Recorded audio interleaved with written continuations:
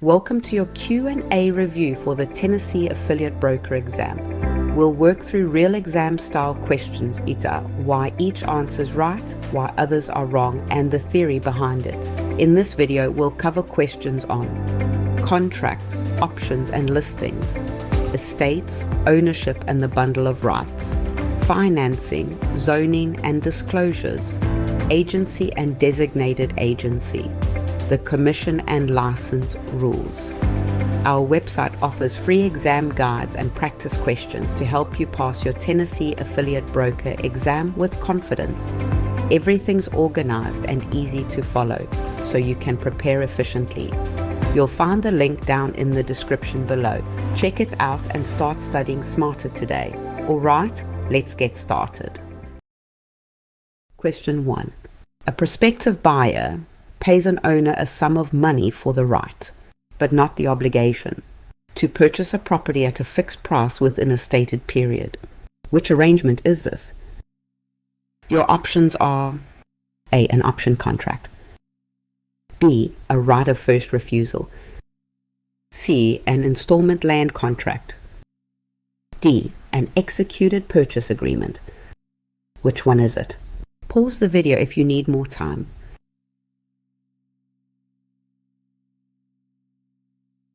The correct answer is A, an option contract. A is correct because an option is a purchased irrevocable offer. The optionee pays separate consideration to keep fixed terms open for a set time. The optionor is bound to sell on exercise, while the optionee remains free to walk away. B is wrong because a right of first refusal only lets its holder match a future third-party offer if and when the owner decides to sell. It fixes no price in advance and cannot force the owner to sell at all. C is wrong because an installment land contract is a financing tool in which a buyer takes possession and pays over time while the seller keeps title. The arrangement described grants a right to buy later, not a purchase already underway. D is wrong because an executed purchase agreement obligates both parties to complete a sale. An option leaves the holder free to decline, so it is not a mutual purchase commitment until and unless the holder chooses to exercise it. An option contract is a purchased right to buy, not an obligation to buy. Let's break apart the two halves of this deal and see why it exists. The optionee pays consideration, money separate from any future purchase price, to the optioner. In return, the optionee locks in a fixed price for a stated window of time, buying certainty, not the property itself. Once money changes hands, the optioner is bound. No selling elsewhere, no raising the price, no walking away during the option period. The optionee stays free, owing nothing but the consideration already paid if the option simply lapses. Students lose points confusing an option with its neighbors. A right of first refusal fixes no price and only triggers when the owner decides to sell. An installment land contract is a financing tool, not a right to buy later. A purchase agreement binds both sides immediately, while an unexercised option binds only the owner. An unexercised option is a one-way promise backed by paid consideration, and it only becomes a sale the moment the optionee chooses to exercise it. Question 2. A Franklin landlord instructs a property manager to quote a higher security deposit whenever an applicant speaks Spanish on the phone. Under Tennessee law, what is the property manager's correct response? Your options are A. Follow it only for new applicants, B. Follow it because the client directed it, C. Refuse the instruction and follow the law, D. Apply the higher deposit to everyone. Take a second. Which answer would you pick?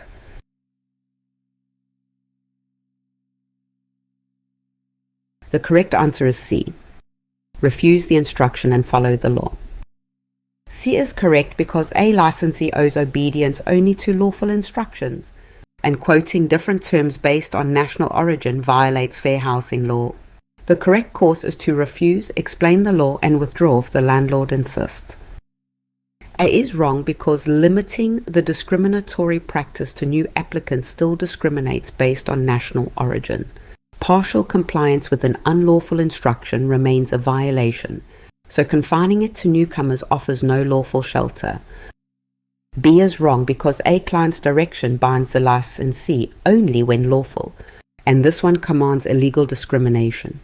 Carrying it out would make the manager a violator under federal law, state law, and license discipline all at once. D is wrong because raising the deposit for all applicants does not cure an instruction rooted in discriminatory intent and harms uninvolved renters. The proper answer is to reject the discriminatory directive, not to spread its burden across every applicant. A licensee owes a client several duties, and obedience is one of them. But obedience is not absolute. It only attaches to lawful instructions. National origin sits alongside race, religion, and sex as a federal protected class.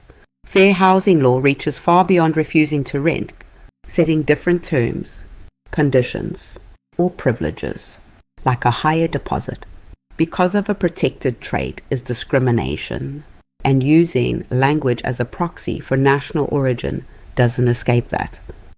Picture the duty of obedience as a bounded space. Lawful instructions about price, terms, and marketing sit inside it. But a directive to discriminate falls entirely outside the boundary, where the duty simply does not reach. The correct course has 3 parts: refuse the instruction, explain to the landlord that different deposits by national origin are illegal, and withdraw from the engagement if the landlord insists. Half measures, like applying it only to new applicants or to everyone equally, still violate the law. They just spread or narrow the harm without curing it. Carrying out the directive anyway exposes the licensee under federal fair housing law, Tennessee law, and Tennessee Real Estate Commission discipline all at once. The client's instruction never transfers that liability away. Refusing an unlawful order isn't disloyalty. It's the only path that keeps a licensee out of all 3 systems. Question 3. A purchase form provides that if the buyer defaults, the seller may keep the earnest money as the seller's sole and exclusive remedy. What role does the earnest money play under this clause? Your options are A. Liquidated damages for the buyer's default. B. A retainer credited to the broker's fee. C. Consideration that formed the contract. D. A penalty designed to punish the buyer. Before I reveal it, which one do you think is right?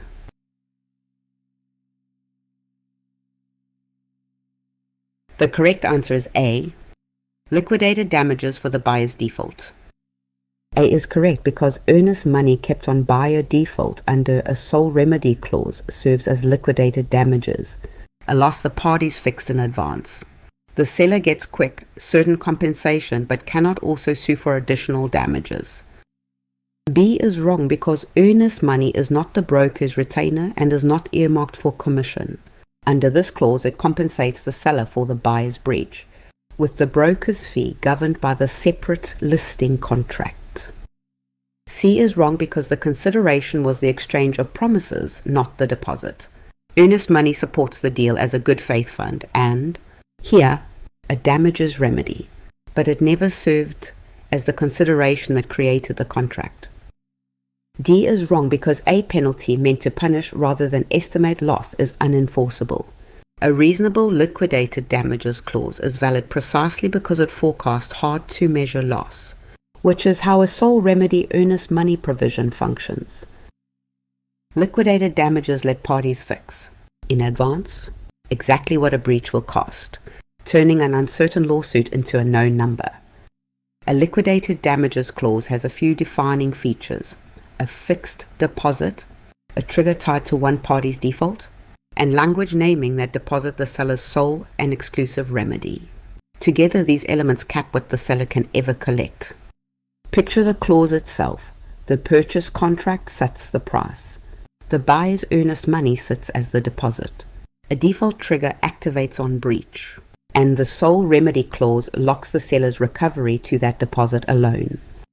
Courts draw a single line. Is the number a reasonable pre-estimate of hard-to-measure loss, or is it so high it functions as a punishment for sin performance? The test is reasonableness at the moment the contract was signed, not what happens later. The trade is certainty for finality. The seller gets quick compensation without proving damages in court, and the buyer knows the ceiling of exposure from day one. Question 4. 3 friends own a fourplex together with no survivorship language in their deed, and one of them dies leaving a will. What becomes of the deceased owner's share? Your options are A. It reverts to the original grantor. B. It escheats to the state. C. It passes to the surviving cotenants. D. It passes to the owner's devisees. What's your answer? Commit to one before I continue.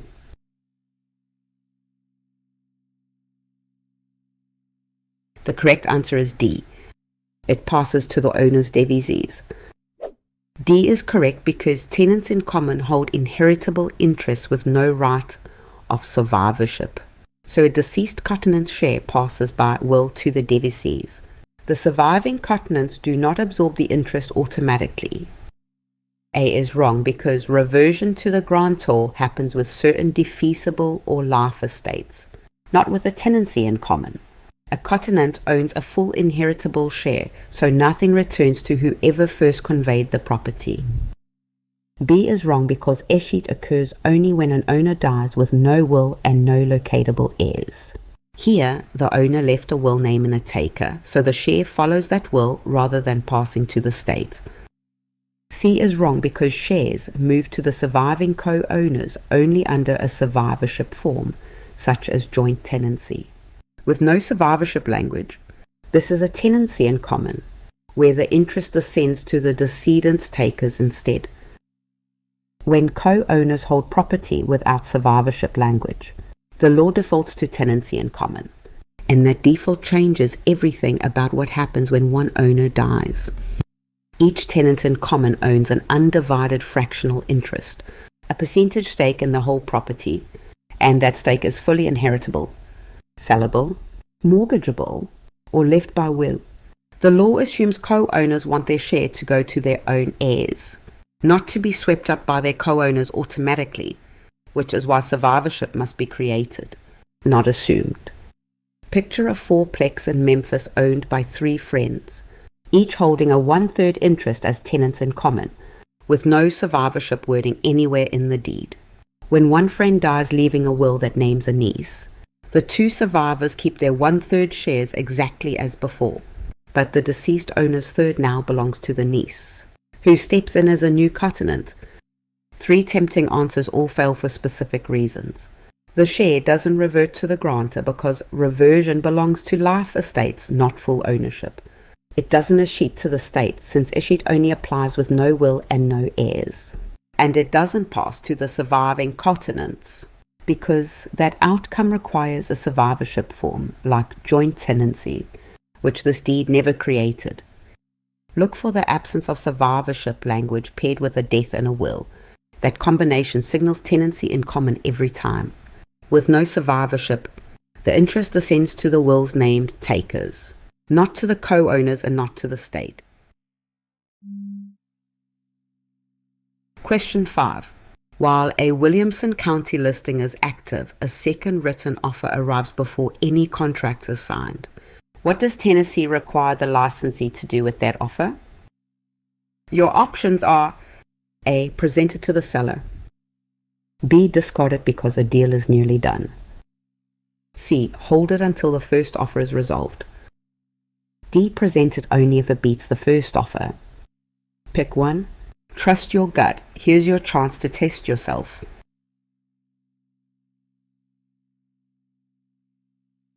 The correct answer is A. Present it to the seller. A is correct because every written offer must be tendered to the seller until a contract is signed by all parties. A licensee may not withhold a later offer, since the seller is entitled to consider each written proposal that comes in. B is wrong because until all parties sign a contract, no deal is final, and the offer must still be delivered. Throwing it away because one looks close would strip the seller of a live option. C is wrong because sitting on the second offer denies the seller the chance to weigh it against the first. The duty is to present each written offer promptly, not to queue them while one is pending. D is wrong because the licensee does not screen offers by price before passing them on. Whether an offer is higher or lower is the seller's judgment to make. So every written offer goes to the seller. Every licensee holding a listing owes an ongoing duty to present every written offer to the seller until a contract is fully signed by all parties. This duty flows from the fiduciary duties of loyalty and full disclosure. A licensee must communicate material information to the seller, and an offer to buy the property is about as material as it gets.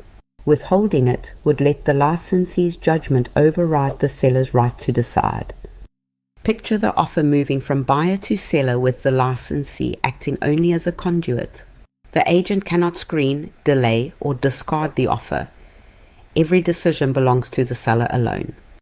3 tempting but wrong responses fail for specific reasons: discarding an offer because a deal looks close, holding it until the first offer is resolved, and presenting it only if it beats the first. Each strips the seller of a right that belongs to them alone. The duty runs until every party has signed. A verbal acceptance or near deal never closes the door. Remember, the licensee is a conduit for offers, not a gatekeeper. Question 6. A major employer announces a future campus east of Nashville, and land prices in the corridor begin climbing on the day of the press conference, years before anyone is hired. Which principle does this illustrate? Your options are A. Supply and demand, B. Change, C. Anticipation, D. Competition. Which would you go with? Lock it in before the reveal.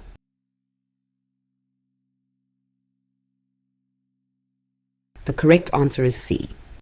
Anticipation. C is correct because anticipation holds that value reflects the expectation of future benefits rather than the past. Prices rise on the announcement because buyers are pricing anticipated demand for housing and services long before occupancy arrives. A is wrong because supply and demand sets value through current scarcity against effective demand. The driver in the facts is expectation of demand that has not yet materialized, which is the forward-looking principle, not present market balance. B is wrong because change observes that all forces act on real estate constantly, and that value carries an effective date. The scenario stresses pricing a specific future benefit now, which points to expectation rather than the general truth that conditions move. D is wrong because competition holds that abnormal profit attracts rivals who erode it. Here prices climb on news of coming demand, not because excess returns are drawing competitors into an already lucrative market. Real estate value doesn't wait for the future to arrive. It prices it in immediately. This is the principle of anticipation. Value is forward-looking. It reflects the income, use, and appreciation a buyer expects a property to deliver over time. The signal words to listen for are an expectation of a future event, a price movement that happens now, and a benefit that has not yet arrived. Picture a corridor of undeveloped land near an employer's newly announced campus. The moment the announcement breaks, buyers bid up prices along the corridor, years before a single worker relocates, because the land's future use, not its current barren state, sets its value. Anticipation is easy to confuse with its neighbors. Supply and demand prices, the present balance of buyers and available property. Change simply notes that value shifts constantly, and competition describes profits eroding as rivals enter. None of these capture pricing a known future benefit today. Whenever a scenario describes prices rising on news of something coming, remember, value moves on expectation, not on the calendar of actual events. Question 7. A candidate from Knoxville hopes to join the Tennessee Real Estate Commission. Under the License Act, who holds the authority to appoint the members of the commission? Your options are A. The state legislature by vote, B. The statewide association of brokers, C. The Commissioner of Commerce and Insurance, D. The governor. Don't overthink it. Which one feels right?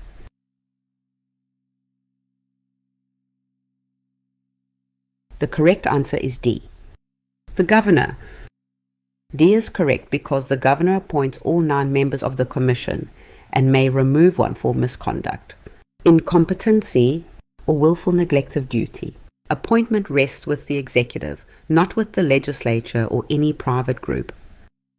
A is wrong because lawmakers write the statute that creates the board, but do not choose who sits on it. The power to name individual commissioners is placed with the governor, keeping selection an executive function rather than a legislative one. B is wrong because a private trade group has no role in staffing a public regulator that oversees its own members. Allowing the industry to pick its overseers would undercut the consumer protection purpose the commission was built to serve. C is wrong because although the commission is housed within that department, the department head does not select its members. The governor makes the appointments directly, and the board itself then elects its own presiding officers. Let's unpack why the governor and not the legislature, a brokers' association, or the Commissioner of Commerce, holds the power to name the members of the Tennessee Real Estate Commission. Authority is split on purpose. The legislature creates the board and writes its powers into law. The governor appoints the individual commissioners, and once seated, the commissioners elect their own presiding officers from among themselves. This design keeps a public regulator accountable to the public rather than to the industry it oversees, protecting the Commission's core consumer protection mission.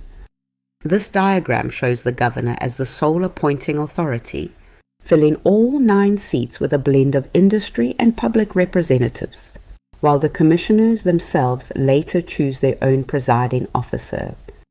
Lawmakers build the office, the governor fills the seats and can remove for cause, and the commission organizes its own leadership, keeping the line of accountability clean and singular. Question 8. A seller harvests and bales hay from a field, loads the bales onto a trailer and drives them to market. Which of the following best describes the baled hay once it is cut? Your options are A. Personal property, B. Real property, C. A fixture, D. An improvement. Got a guess? Lock it in.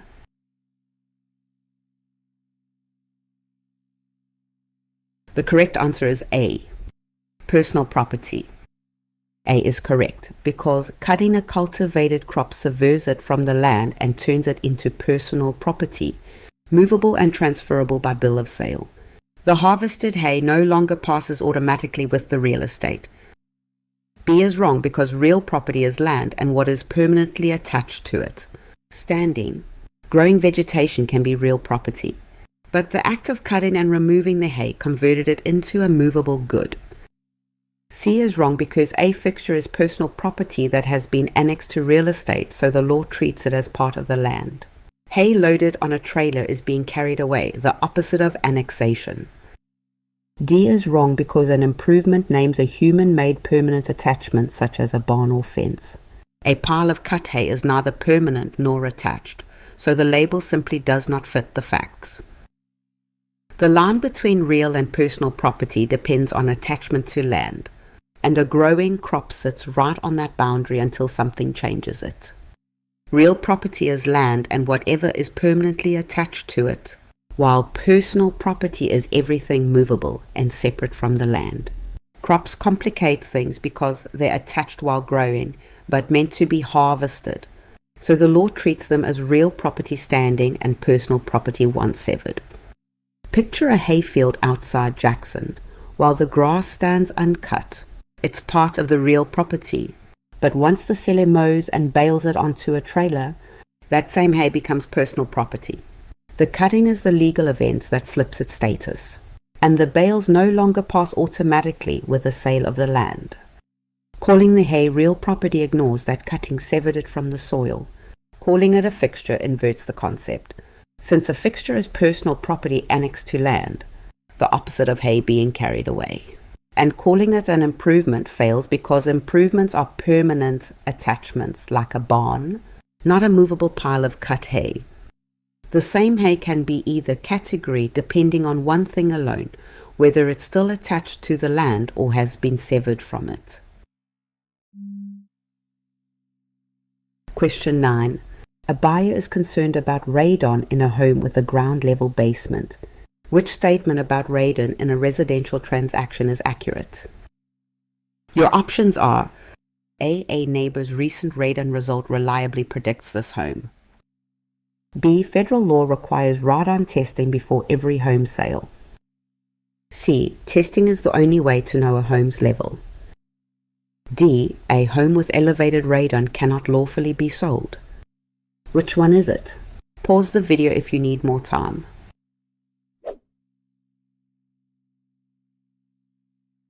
The correct answer is C.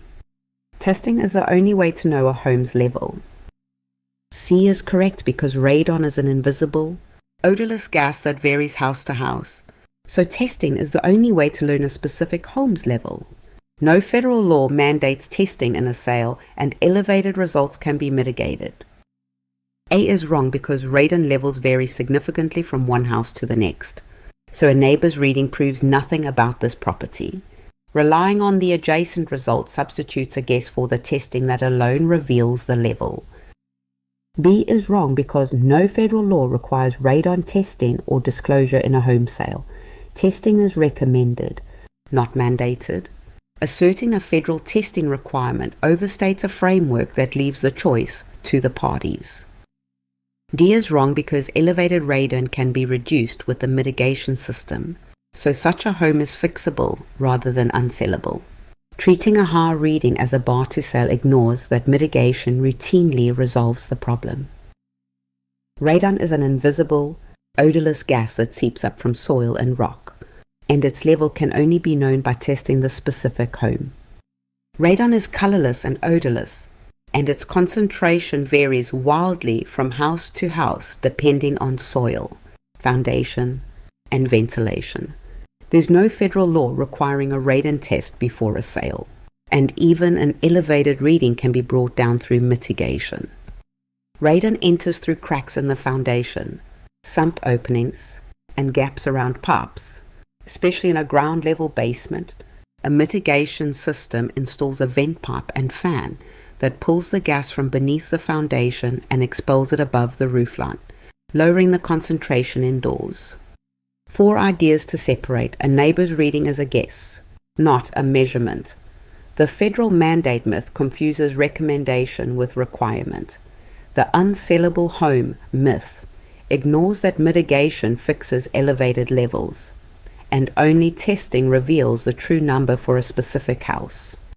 Radon is house specific and fixable. Testing is the only way to know the level. No law forces the test, and mitigation makes an elevated home sellable. Question 10. A Clarksville owner contracts to sell her home for less than the total debt secured against it, and the deal cannot close unless the lien holder agrees to release its lien. Who signs the deed conveying the property? Your options are A. The foreclosure trustee signs a trustee's deed. B. The county register signs on the owner's behalf. C. The lender signs the deed as the seller. D. The owner remains the seller and signs the deed. Take a second. Which answer would you pick?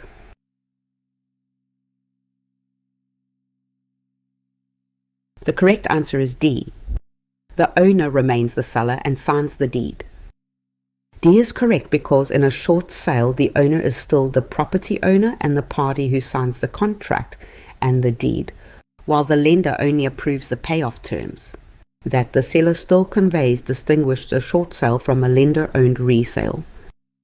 A is wrong because a trustee's deed arises from a completed foreclosure sale but a short sale is a pre-foreclosure workout that avoids the auction. No power of sale conveyance occurs, so the trustee does not sign the deed in this transaction. B is wrong because the Register of Deeds records instruments and collects taxes, but never executes a deed for an owner. Conveyance is the owner's act in a short sale, and the register's function is limited to recording the signed deed. C is wrong because the lender approves the price and net proceeds, but does not own the property or convey it in a short sale. It releases its lien for less than full payoff. Signing the deed remains the owner's act, not the lender's. In a short sale, the home is worth less than what's owed on it, but who actually signs the deed? A short sale happens when a property is worth less than the debt against it, so the lender must agree to release its lien for less than full payoff. This negotiated workaround lets an underwater borrower sell instead of facing foreclosure, since a controlled sale often costs the lender less. Throughout the deal, the owner negotiates the listing, signs the purchase contract, and signs the deed at closing. The lender only approves the reduced payoff and releases its lien. It never takes title. And because there's no foreclosure, no trustee ever steps in to convey the property. Picture an owner in Clarksville who owes more than her home is worth. At closing, she signs the deed conveying the property directly to the buyer, while her lender simply signs a separate release, letting go of its lien for less than it's owed. A short sale is the owner's sale with the lender's permission, so the owner conveys. Foreclosure is a forced sale where the owner does not. Question 11. A Clarksville homeowner deploying overseas signs a notarized document letting his sister sign the listing, contract, and deed to sell his house. What is that document called?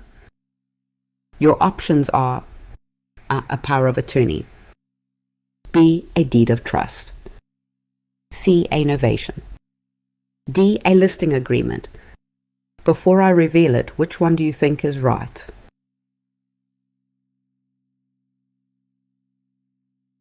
The correct answer is A, a power of attorney.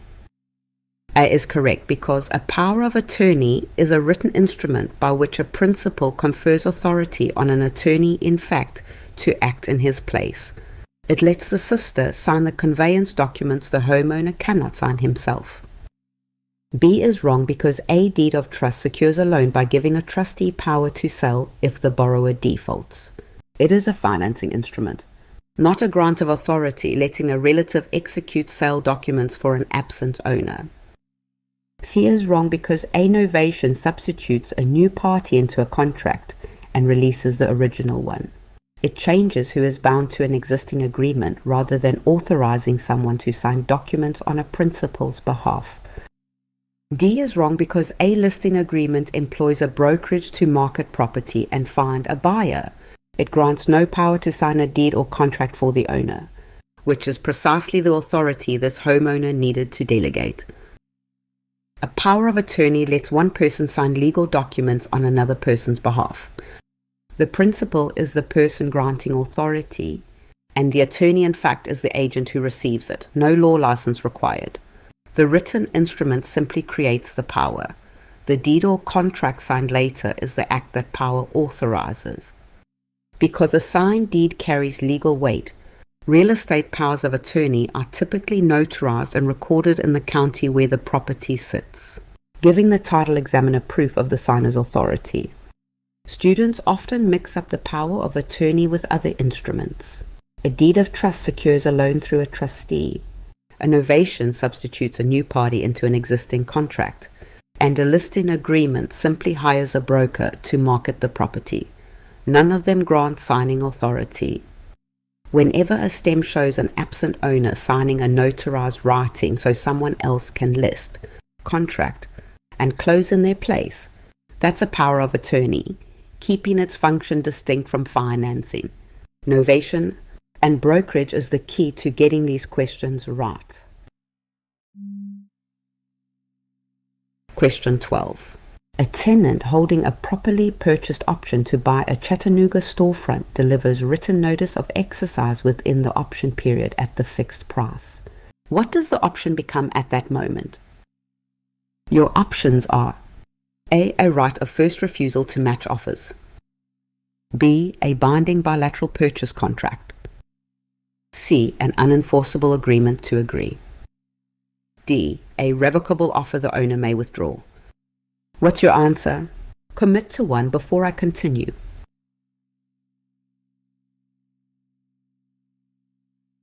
The correct answer is B. A binding bilateral purchase contract. B is correct because proper exercise within the period ripens an option into a binding bilateral purchase contract on the stated terms. Both parties must now perform, and the owner cannot escape by protesting that the market has changed. A is wrong because a right of first refusal lets a holder match a future offer, not compel a sale at a preset price. Exercise of an option does the opposite by forcing the sale on terms fixed in advance. C is wrong because an agreement to agree leaves essential terms open for later negotiation. A properly exercised option already fixed the price and terms, so a complete enforceable purchase contract springs into existence rather than a vague promise. D is wrong because once the optionee exercises, the owner is locked in and can no longer pull out. Treating the result as a revocable offer ignores that exercise has already created mutual obligations the owner must honor. An option is a contract where a property owner, the optional, gives another person, the optionee, the exclusive right to buy at a fixed price within a set period. Let's look at why this one-sided arrangement carries so much force. The owner is locked open and cannot sell to anyone else or revoke, while the optionee is under no obligation to buy. Genuine consideration is what makes this enforceable, distinguishing it from a bare promise the owner could revoke at will, all wrapped around a fixed price and a stated time period. The mechanism that matters most is exercise. When the optionee delivers proper notice within the option period at the fixed price, the arrangement flips. Both sides become obligated, the owner to convey and the optionee to pay, and neither can escape by claiming the market has moved. Students often mix an option up with a right of first refusal, which only lets the holder match a future offer, not force a sale at a preset price. An agreement to agree leaves price open and courts won't enforce it, and a revocable offer can still be withdrawn, unlike an option once it's exercised. Before exercise, the optionee holds a right with no duty while the owner stays locked open. The instant valid, timely notice arrives at the fixed price. A full bilateral purchase contract springs into existence and both parties must perform. Question 13. A firm in Johnson City keeps its files entirely in a cloud platform. The Commission sends an inspection request. Within what time must the electronic records be made available in an organized format? Your options are A. Within 10 days of the request. B. Within 48 hours of the request. C. Within 24 hours of the request. D. Within 3 years of the request. Pick one. Trust your gut. Here's your chance to test yourself.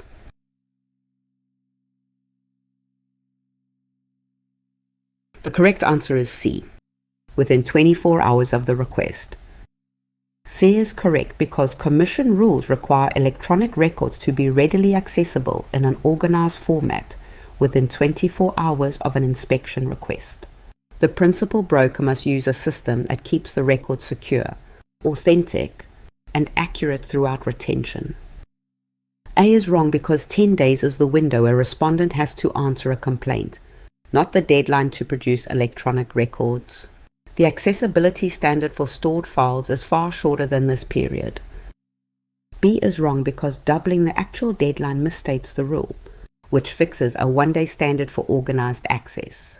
Electronic record keeping is lawful only if the files can be produced within that tighter window. D is wrong because 3 years is the retention period for the records, not the time allowed to retrieve them. Confusing how long files are kept with how fast they must be produced mixes two different requirements. Tennessee lets firms keep transaction records electronically, but that privilege comes with strict conditions. The Commission must be able to inspect those digital files just as easily as a paper filing cabinet. The rule rests on three qualities. A record-keeping system must preserve. Security means files are protected from loss or tampering. Authenticity means they are genuinely traceable to the transaction. And accuracy means the contents haven't degraded or been altered. Picture a paperless brokerage storing every listing file and closing document on a cloud platform.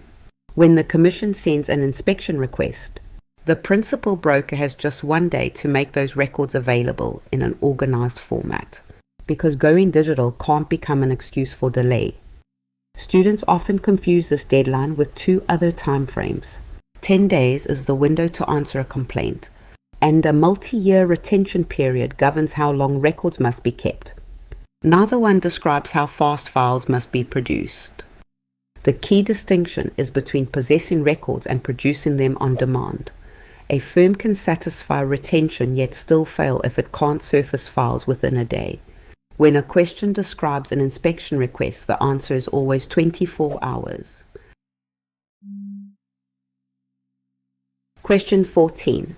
A licensee recommends a home inspector to a client without revealing that she receives a referral fee whenever clients hire that inspector. Which duty has she violated? Your options are A. Accounting for trust funds. B. Obedience to instructions. C. Reasonable skill and care. D. Disclosure of conflicting interest. Which would you go with? Lock it in before the reveal.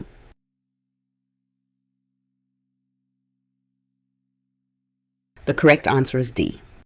Disclosure of conflicting interest. D is correct because an agent must disclose any interest she holds in a recommended service provider, including an undisclosed referral fee. Steering the client to a source that secretly pays her conceals a conflict the client was entitled to know. A is wrong because accounting concerns segregating and reporting money entrusted within the transaction, such as earnest money. A hidden referral fee from an inspector is an undisclosed conflict, not a mishandling of the client's deposited funds. B is wrong because obedience requires following the client's lawful directions within scope. The client gave no instruction about inspectors, so the failing is the concealed self-interest in the referral rather than any disregard of a command. C is wrong because reasonable skill and care measures the competence of the agent's work. The inspector may even be excellent. The violation is hiding the payment she pockets, which the duty to disclose self-interest addresses directly. Every licensee owes a duty to disclose any personal financial interest in a recommendation, and it's one of the easiest duties to overlook.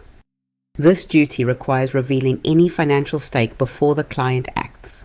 So a hidden referral fee is exactly the kind of interest a client must be told about.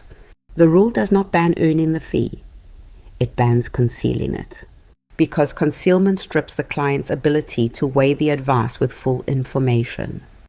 Picture the licensee recommending a vendor to the client, while a referral fee quietly flows back from that vendor to the licensee. The client sees only the recommendation, never the payment behind it, and that hidden arrow is the entire violation. Accounting governs entrusted trust funds like earnest money, not a third-party fee, so it doesn't apply here. Obedience covers following the client's lawful instructions, but no instruction was ever given about which inspector to hire.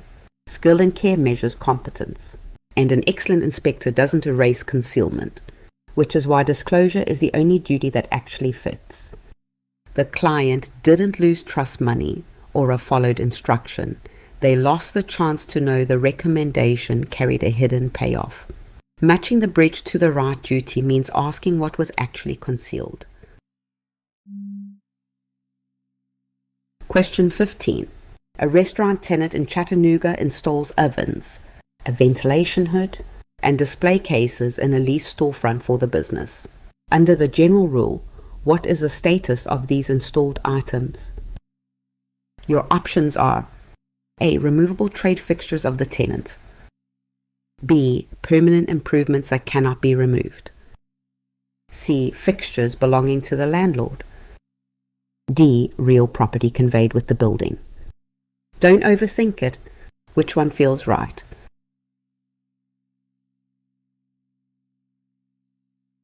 The correct answer is A. Removable trade fixtures of the tenant. A is correct because articles a tenant attaches to lease space for a trade or business are trade fixtures that remain the tenant's personal property. The tenant may remove them by the end of the lease and must repair any damage. B is wrong because calling them permanent improvements gets the rule backward. Trade fixtures are removable by their nature, and the tenant's right to take them survives until their lease term ends.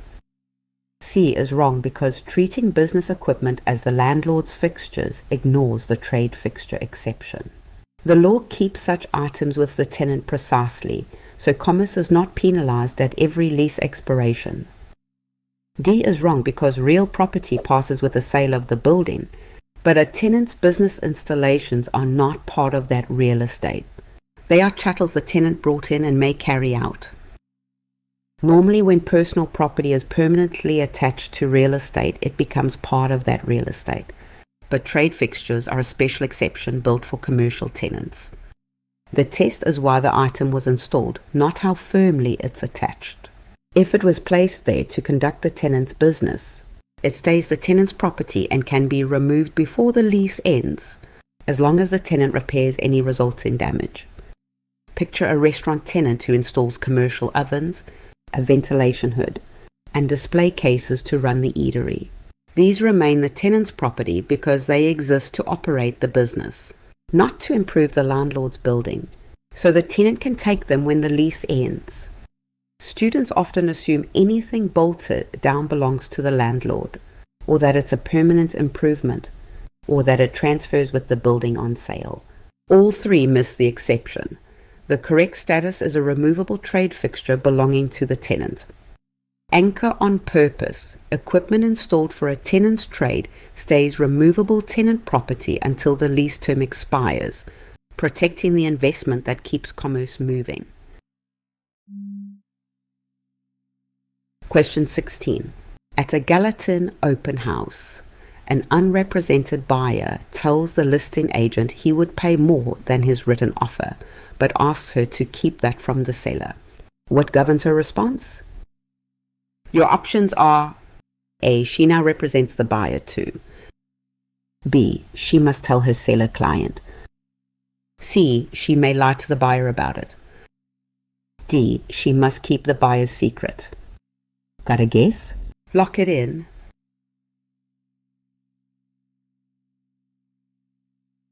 The correct answer is B. She must tell her seller client. B is correct because the buyer is a customer, owed honesty but not confidentiality, while the seller is the client owed loyalty and disclosure. The agent must relay what the buyer revealed and cannot grant secrecy from her own principle. A is wrong because merely receiving a customer's comment does not create buyer agency, especially with no representation agreement. Treating the disclosure as forming a second client misreads how representation arises and would invite an undisclosed conflict. C is wrong because honesty is owed to every party, customer or client, so deceiving the buyer is never permitted. Loyalty to the seller requires sharing the information, but it does not license dishonesty toward the unrepresented purchaser. D is wrong because confidentiality protects a client's bargaining information, and this buyer is a customer, not a client. The agent owes him honesty, but his request to hide a higher price from her seller was never hers to honor. Real estate agency draws a sharp line between two kinds of parties: the client, who is represented, and the customer, who is not. The duties owed to each differ in kind, not just in degree. A client is represented under agency and is owed loyalty, confidentiality, obedience, and disclosure. A customer is someone the firm deals with but does not represent, owed only honesty and fair dealing. Never loyalty, and never confidentiality. This split exists because an agent cannot serve two masters without conflict, so the law channels loyalty and confidentiality to the client alone, while basic honesty still reaches everyone in the transaction. Picture a listing agent representing the seller at an open house. An unrepresented buyer admits he'd pay more but asks her to hide it. She must relay that fact to her seller client, while still owing the buyer honesty, never a promise of secrecy. Hearing a customer's confidence never creates a second client. Representation comes only from an agreement to represent. Confidentiality and loyalty stay with the client alone. Honesty is all anyone else is owed. Question 17. A Chattanooga firm builds a multi-page website. Under Tennessee Real Estate Commission rules governing internet advertising, where must the firm name and firm telephone number conspicuously appear? Your options are A. Within the hidden page metadata, B. On the home page only, C. On each page of the website, D. On the contact page only. Which one is it? Pause the video if you need more time.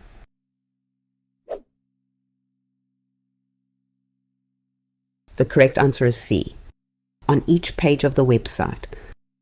C is correct because the internet paragraph makes the page the unit of compliance, requiring the firm name and firm telephone number on file to appear conspicuously on each page. A branded homepage does not excuse an orphaned listing page. A is wrong because placing the firm name only in code a visitor never sees is the opposite of conspicuous. The identification must be noticeable in the page as actually rendered to the public. B is wrong because limiting identification to the home page leaves every other reachable page non-compliant. The rule reaches each page a visitor can land on, not just the site's front door. D is wrong because tucking firm identity onto a single contact page is exactly the burial the rule guards against. Conspicuous identification must travel with every page, including blog post and listing detail pages.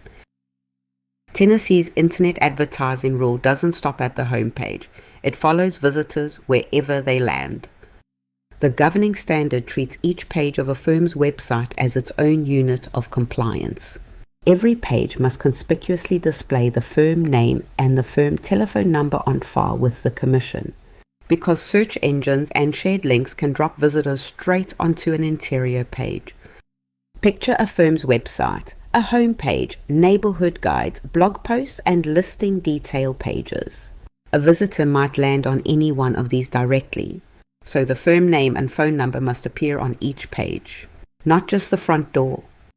Students often assume one location is enough, but home page only, contact page only, and hidden metadata placements all fail the rule, because metadata is invisible to human visitors and a single page can't cover the whole site. Only placing the identification conspicuously on every page satisfies the standard. Remember, the page, not the website, is the unit of compliance. Firm name and phone number must be visibly present everywhere a visitor can land. Question 18. A seller signed a memorandum agreeing to sell a parcel, but the buyer never signed anything. The seller now refuses to perform. Under the statute of frauds, who may enforce this agreement against the other? Your options are A. Neither party may enforce it. B. Either party may enforce it freely. C. The seller may enforce it against the buyer. D. The buyer may enforce it against the seller. Take a second. Which answer would you pick?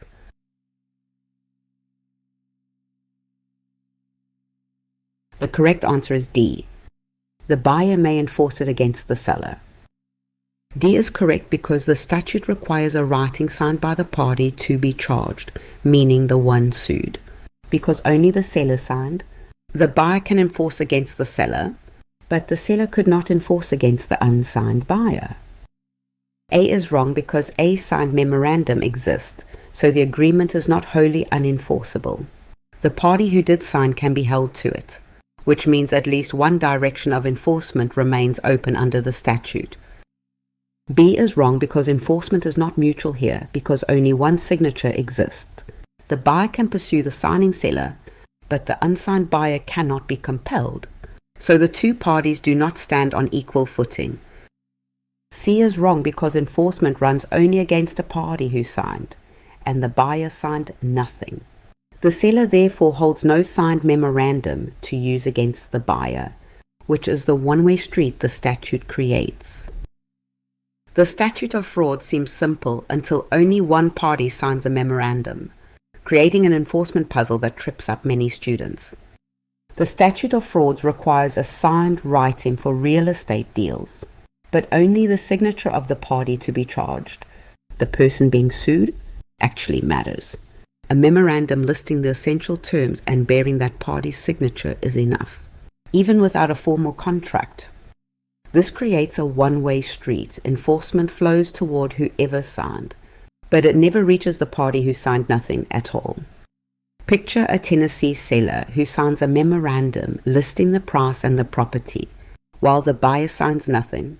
When the seller refuses to perform, the buyer can enforce the deal against the seller, but the seller can never enforce it against the buyer.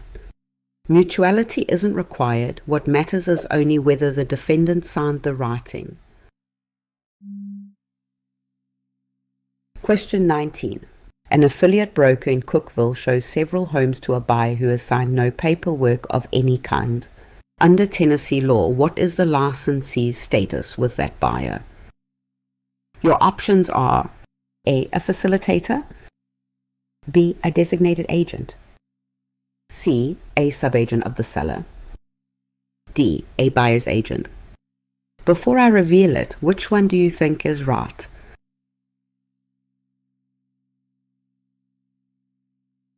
The correct answer is A, a facilitator.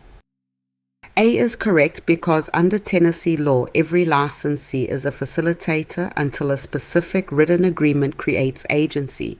So a buyer who has signed nothing is served by a facilitator who represents and advocates for no one. B is wrong because a designated agent is appointed by a managing broker only after a written agency agreement already exists. With no signed agreement here, there is nothing for the broker to designate, so this status cannot apply. C is wrong because subagency arises only through a deliberate written bilateral agreement and is rarely used in Tennessee. Merely touring a buyer through listings never creates it, leaving the buyer a customer rather than someone facing a seller's subagent. D is wrong because buyer agency begins only when a buyer signs a written representation agreement engaging the firm. Showing homes and answering questions are services available without representation, so those acts alone leave the licensee short of agent status.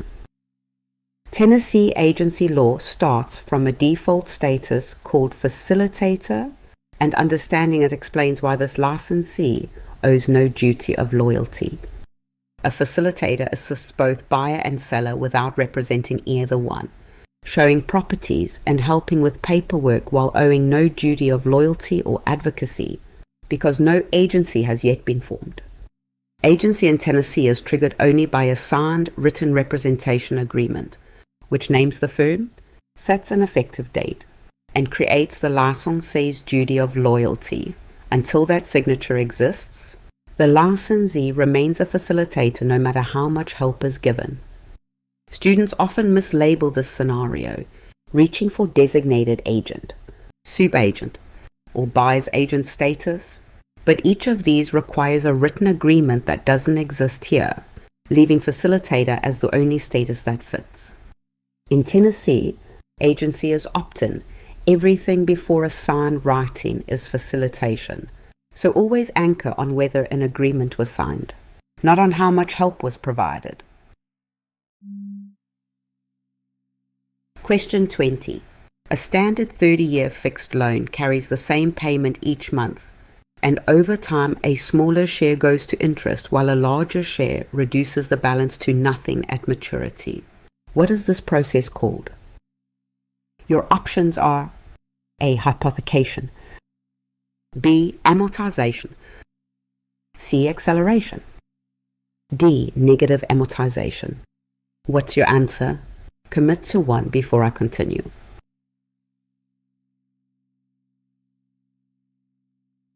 The correct answer is B. Amortization.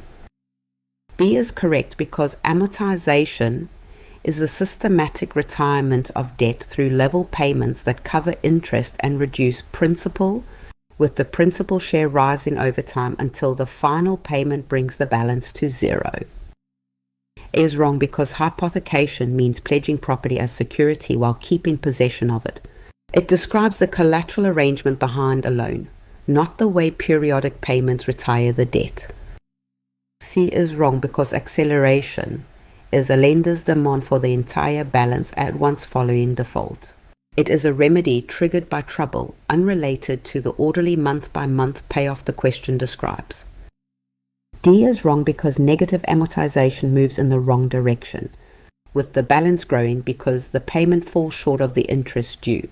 The described loan reduces its balance to zero, so this is the reverse of what happens. Amortization is the systematic retirement of a debt through level payments that cover interest and steadily reduce the principal until the balance reaches zero. The same payment each period first satisfies the interest owed, then reduces principal. So the debt is exactly extinguished by the loan's final scheduled payment with no balloon left over. Early in a 30-year mortgage, most of each level payment covers interest, but as the outstanding balance shrinks, a growing share of that same payment goes toward principal instead. Don't mix this up with hypothecation, which just means pledging the home as collateral. Acceleration, a lender's demand for the full balance after default, or negative amortization, where payments too small to cover interest cause the balance to grow instead of shrink. That shifting split between interest and principal, all inside an unchanging payment, is the signature of amortization. Question 21. A small corner grocery operated lawfully for years, and then the neighborhood was rezoned to allow only single-family homes. The store keeps operating afterward. What status does the grocery now hold? Your options are A. An illegal use subject to closure. B. A use permitted by variance. C. A legal non-conforming use. D. A conditional use under a permit. Pick one. Trust your gut. Here's your chance to test yourself.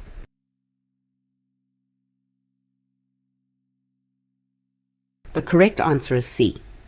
A legal non-conforming use. C is correct because a use that was lawful before a new ordinance and no longer conforms becomes a legal non-conforming use, allowed to continue. It is grandfathered but generally may not expand and can be lost by abandonment.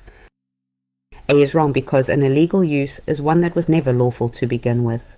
The grocery opened in compliance and predates the rezoning, so it is protected as non-conforming rather than treated as an unlawful operation.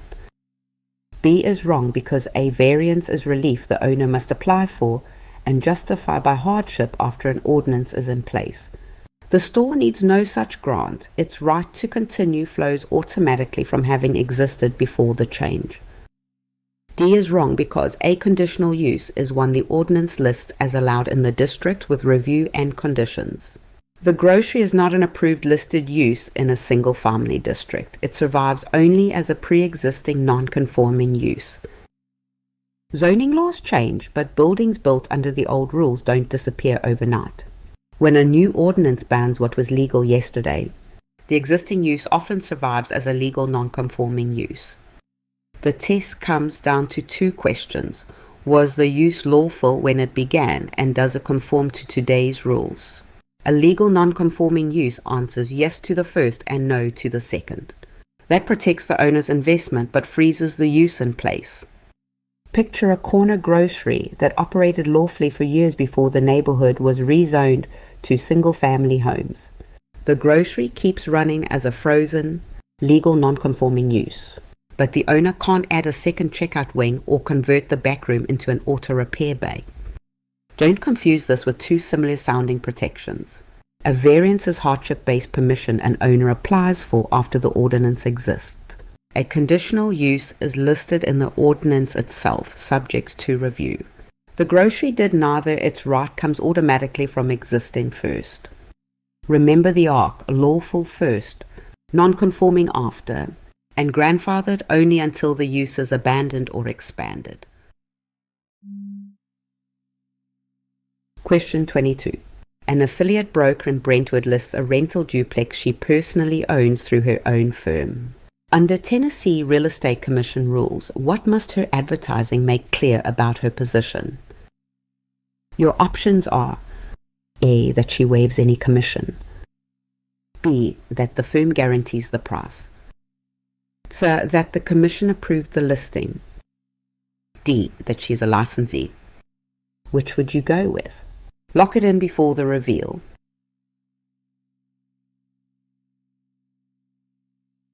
The correct answer is D, that she is a licensee.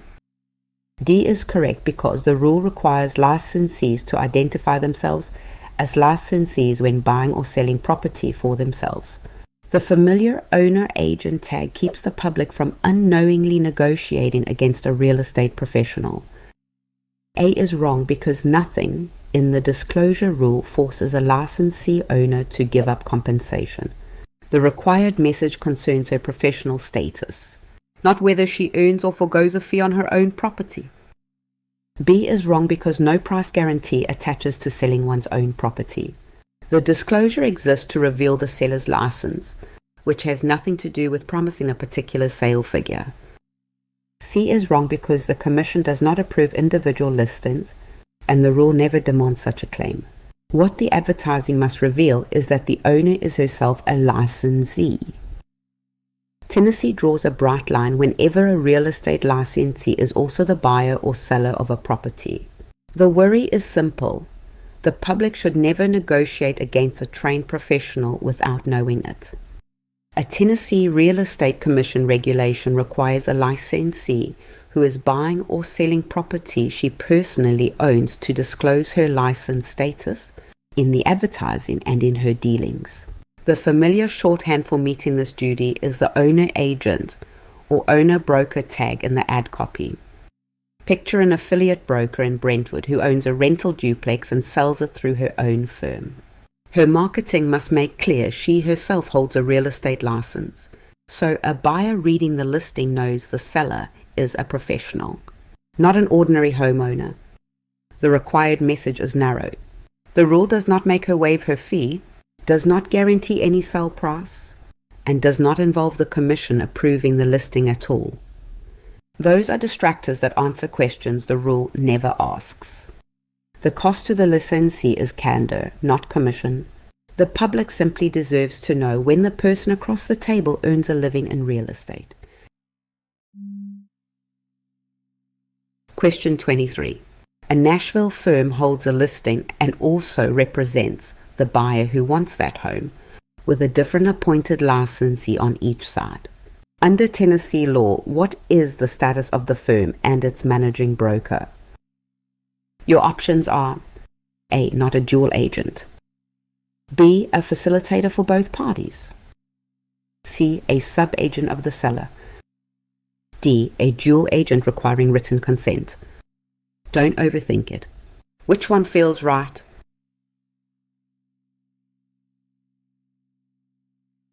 The correct answer is A. Not a dual agent. A is correct because when a managing broker appoints a separate designated agent for each client, and neither represents the other party, Tennessee law provides that the firm and the managing broker are not dual agents. Each client keeps one undivided advocate. B is wrong because a facilitator represents no one, yet here each client signed an agency agreement and received an appointed agent. Real representation exists on both sides, which is the opposite of the no representation facilitator arrangement. C is wrong because subagency describes a licensee acting for a principal through that principal's agent, created only by written bilateral agreement. It does not describe a firm appointing individual agents for opposing clients in one in-house transaction. D is wrong because designated agency exists precisely to keep the firm out of dual agency. Because each side has its own appointed licensee, the firm never represents both parties itself, so the written dual agency consent rule is not what governs here. Dual agency makes brokerages uneasy because one agent can't fully serve two opposing loyalties. Tennessee's answer is designated agency, a structure that separates the firm from the individual licensee. Here's the mechanism. The managing broker appoints one licensee as the seller's designated agent and a different licensee as the buyer's designated agent. Each owes full, undivided loyalty to only one client, and neither represents the other side. Picture a single firm holding the listing while also working with the buyer. The managing broker splits representation between two separate affiliates, so no single agent straddles both clients. Don't confuse this with facilitation, where no one represents either party, or sub-agency, which requires a separate written bilateral agreement. Designated agency is different. Both clients get real, dedicated representation, and dual agency is what's avoided entirely. Because representation is split between two people, the firm and managing broker are never dual agents, and written dual agency consent isn't required. One client, one undivided advocate, that's the whole design. Question 24. A seller is selling a Chattanooga bungalow built in 1965. Under the federal lead-based paint rule, what must the seller do before the buyer is obligated? Your options are: A. Provide the pamphlet only if the buyer requests it. B. Give the lead pamphlet and disclose known hazards. C. Test the home for lead and certify it lead-free. D. Remove all lead-based paint before closing. Got a guess? Lock it in.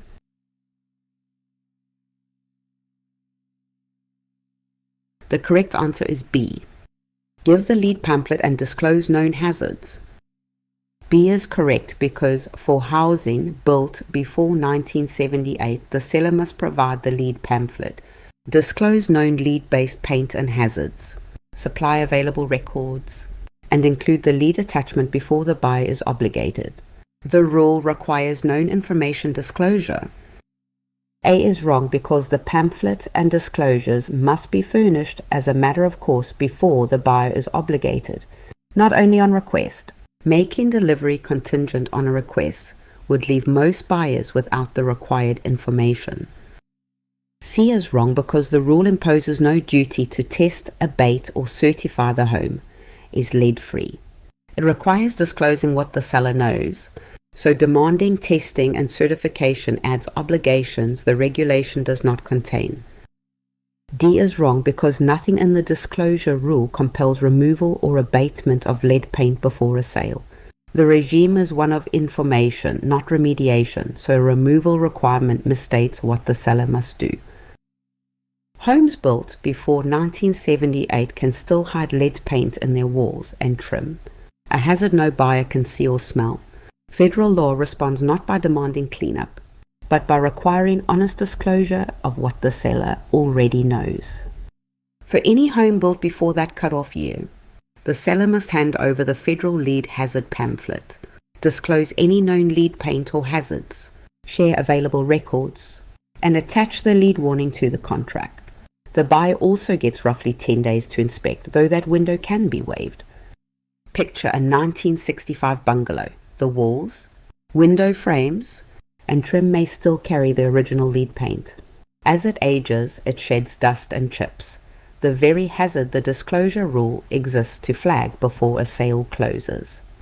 The most common mistake is assuming a hazard this serious must come with a mandate to test, certify, or abate. It does not. A seller who knows nothing is never required to go find out. The pamphlet and disclosures must be given automatically, not just on request, and an elevated lead risk never blocks a sale. The buyer simply gets the facts and the chance to look, then decides with open eyes. Question 25. A self-selling owner tells a buyer the home connects to the city sewer because she honestly believes it does. yet it sits on a septic system. What kind of statement did the owner make? Your options are A unilateral mistake, B, fraudulent misrepresentation, C, an innocent misrepresentation, D, puffing. Which one is it? Pause the video if you need more time.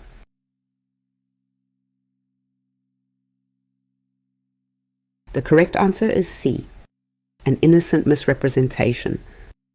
C is correct because an innocent misrepresentation is a false statement of material fact made without intent to deceive, by a speaker who believed it true. The buyer who relied may rescind, though damages for deceit are unavailable. A is wrong because a unilateral mistake is one party's private error about a term, like misreading a price. Here the owner communicated a false fact to the buyer, which is a misrepresentation rather than a mistake one party kept to herself. B is wrong because fraud demands an intentional misstatement made to deceive the other party, because the owner sincerely believed the sewer claim. The wrongful intent that fraud requires is missing, and only the milder category fits. D is wrong because puffing is exaggerated opinion or sales talk that no reasonable person treats as fact, such as praising the best view in town. A specific claim about sewer connection is a statement of fact, not opinion. When a real estate statement turns out false, the law asks about the speaker's state of mind. Fraud sits at one end, honest mistake at the other, and innocent misrepresentation lives on the honest side of that line. Three pieces must all line up. First, a statement of fact rather than opinion. Second, a fact that is material to a reasonable buyer. And third, a false statement the speaker sincerely believed. When all three are present, the buyer may rescind the contract, though not collect fraud damages. Picture a ladder of speaker intent. Puffing is exaggerated opinion no one relies on, so it supports no remedy at all.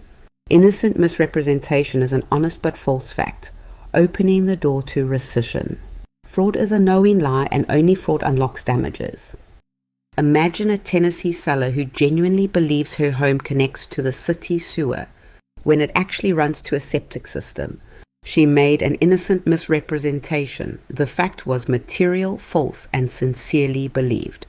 The buyer who relied on her statement can rescind the deal, but cannot collect fraud damages, since she never intended to deceive. Locate the speaker's intent on that ladder, and the correct label and remedy fall into place. Question 26. An owner wants the legal right to keep trespassers off the land and to refuse anyone entry to the property. Which stick in the bundle of rights gives the owner this power? Your options are A, the right of possession, B, the right of disposition, C, the right of enjoyment, D, the right of exclusion. Take a second. Which answer would you pick?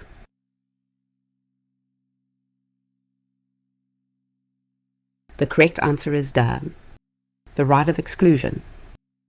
D is correct because the right of exclusion is the owner's power to keep others out, refuse entry, and control access. Barring trespassers is the textbook exercise of this particular stick in the bundle. A is wrong because possession is the right to occupy and hold the property as owner. It concerns the owner's own occupancy rather than the separate power to turn other people away at the boundary. B is wrong because disposition lets the owner transfer the property by sale, gift, lease, or will. Keeping intruders off the land is about controlling access, not about passing ownership to someone else. C is wrong because enjoyment protects the owner's peaceful use free from others' interference. It describes undisturbed use of the land, while shutting the gate on outsiders is the distinct power of exclusion. Ownership of land isn't one single right. It's a bundle of separate legal powers held by the owner. Picture ownership as a bundle of sticks, where each stick is a distinct legal power the owner can keep, hand over, or split in different directions. The right of exclusion is one of the strongest sticks in the bundle, the power to keep trespassers off the land and control who crosses the boundary. Possession is the right to occupy. Disposition is the right to transfer. Enjoyment is the right to use the land peacefully. And exclusion is the right to keep others out. Match the verb in the scenario to the stick. Occupy points to possession. Transfer points to disposition. Peaceful use points to enjoyment. And keeping others out points to exclusion. Question 27. A broker in Cleveland owns both a sales brokerage and a property management firm. Under Tennessee statute, when may one person serve as principal broker for both firms at once? Your options are A. Only if both share one physical address. B. Only with two separate assistants. C. Never under any circumstances. D. Whenever the same person owns both. Before I reveal it, which one do you think is right?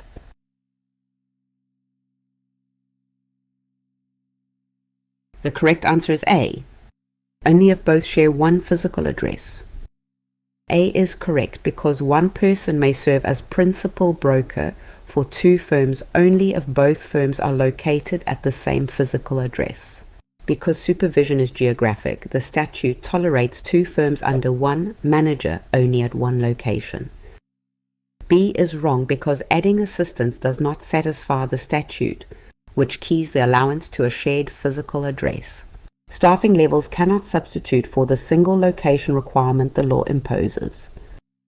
C is wrong because a flat prohibition overstates the rule, which expressly permits the dual role when both firms occupy one address. The arrangement is allowed in that narrow geographic situation rather than barred entirely. D is wrong because common ownership is a separate question from managing both as principal broker. Owning two firms does not by itself permit supervising both. The same address condition still controls the management role. Tennessee allows one person to serve as principal broker for two firms at once, but only under a tightly drawn condition. A principal broker is legally responsible for supervising a firm's licensees, advertising, contracts, and escrow. That kind of oversight is hard to perform from a distance. Picture a broker in Cleveland who owns a sales brokerage and a property management firm. He can serve as principal broker for both, but only if both firms operate out of the same physical address. Students often reach for substitutes, adding two assistants, assuming a flat prohibition, or assuming shared ownership settles it. None of those satisfy the law because the statute measures only whether the two firms share one address. Remember the why. Supervision only works when the broker is physically present, so the law tolerates one manager for two firms only when they share one location. Question 28. An affiliate broker in Murfreesboro receives an earnest money check from a buyer, along with a signed offer on a brick ranch. Under commission rules, what must the affiliate broker do with the check? Your options are A. Return it to the buyer until closing. B. Deliver it to the principal broker immediately. C. Deposit it into the firm escrow account personally. D. Hold it personally until the offer is accepted. What's your answer? Commit to one before I continue.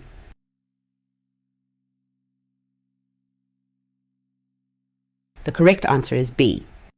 Deliver it to the principal broker immediately. B is correct because a Tennessee affiliate broker must pay trust money over to the principal broker immediately upon receipt.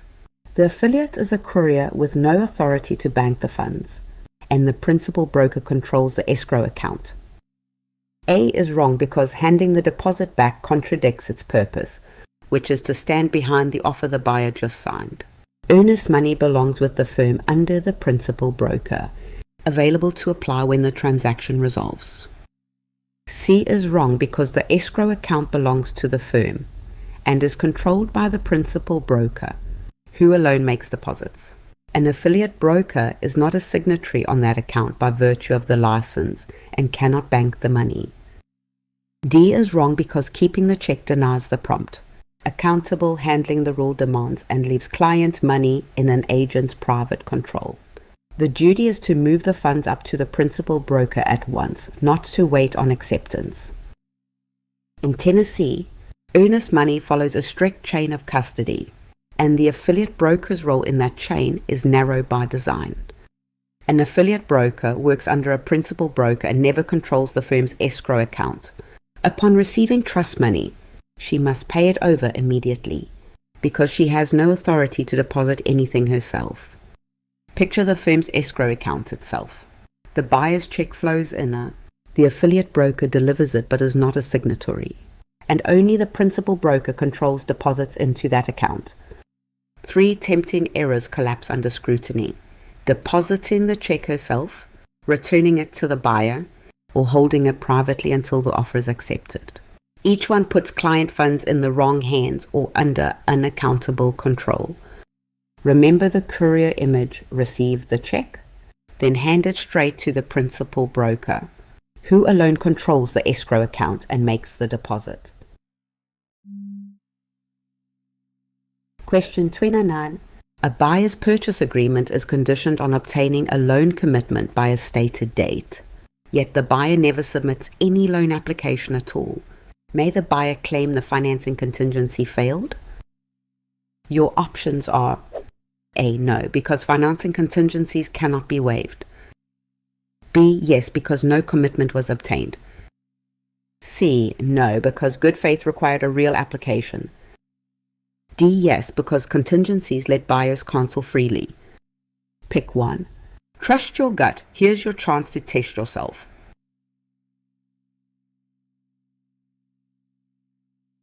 The correct answer is C. No, because good faith required a real application. C is correct because a benefited party must diligently and in good faith try to satisfy a contingency. A buyer who applies for nothing cannot claim financing failed, and that bad faith conduct exposes him rather than excusing his performance. A is wrong because a financing contingency can in fact be waived by the buyer it benefits. The reason this buyer cannot escape is the failure to pursue the loan in good faith, not any bar on waiving the condition. B is wrong because the absence of a commitment does not help a buyer who never sought one. The contingency protects only good faith efforts, so failing to apply forfeits the protection instead of triggering a clean exit. D is wrong because a contingent contract is binding now and conditional only in performance, not a free pass to cancel. The buyer may exit only on a genuine failure after honest effort, which never occurred here. A financing contingency lets a buyer walk away and keep the earnest money if the loan falls through, but that protection comes with a hidden catch. A contingency is simply a condition that must be met before a party has to perform, and the financing contingency is the most common version in home sales. But the law reads an implied covenant of good faith into that contingency, requiring the buyer to actually try to get the loan, not just wait for the deadline to pass. Picture the contract itself. Inside the purchase agreement sits the financing contingency clause, tied to a stated deadline, which obligates the buyer to submit a real loan application in good faith. Only if that honest effort fails does the earnest money stay protected. A buyer who genuinely applies and gets turned down is protected. A buyer who never applies at all has no protection because inaction is a breach, not an excuse. And separately, a buyer can always choose to waive the contingency and proceed without it. A contingency only shields a buyer who honestly tried and fell short. No effort at all forfeits the very protection it was meant to provide. Question 30. An affiliate broker posts a listing reel to her personal social media with her cell number and no firm identification anywhere. Under advertising rules, what is the main problem with this post? Your options are: A. It needed the buyer's written permission before posting. B. Nothing, because a personal profile is not advertising. C. Nothing, because social posts are exempt from license rules. D. It is a blind advertisement hiding the firm. Which would you go with? Lock it in before the reveal.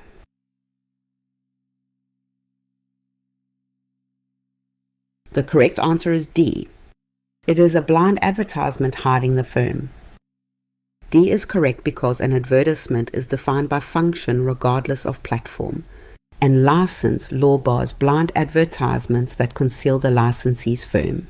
A promotional reel with no firm name or required contact information hides that a brokerage stands behind it. A is wrong because the flaw is the missing firm identification, not buyer permission. Written authorization concerns matters such as posting a sign or advertising another licensee's listing, not the firm identification defect shown here. B is wrong because content promoting a licensee or property is advertising whatever the channel, so personal profile earns no exemption. Treating the reel as private speech ignores that its purpose is to market a listing. C is wrong because advertising rules expressly reach websites, social media, and similar communications, so posts are not exempt. The medium does not suspend the duty to identify the firm behind the message. Real estate advertising rules focus on function, not format, what a communication does, not where it lives.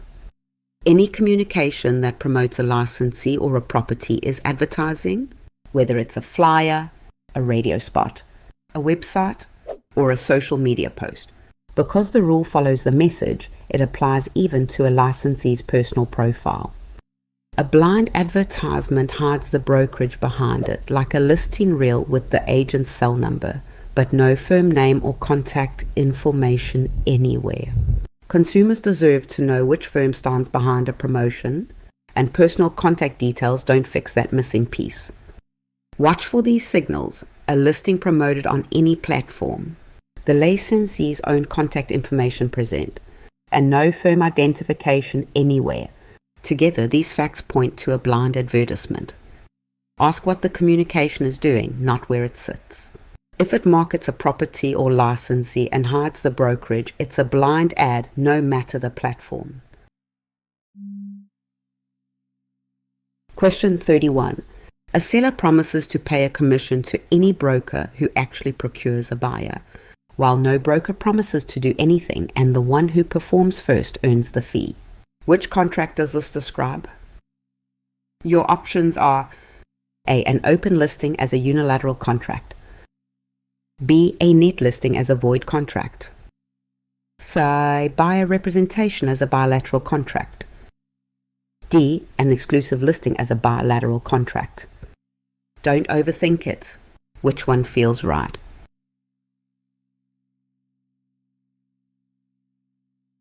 The correct answer is A. An open listing as a unilateral contract. A is correct because an open listing is a promise for an act. The seller owes a fee only to the broker who performs by producing a buyer. No broker promises effort, so it is the classic one-sided arrangement until performance occurs.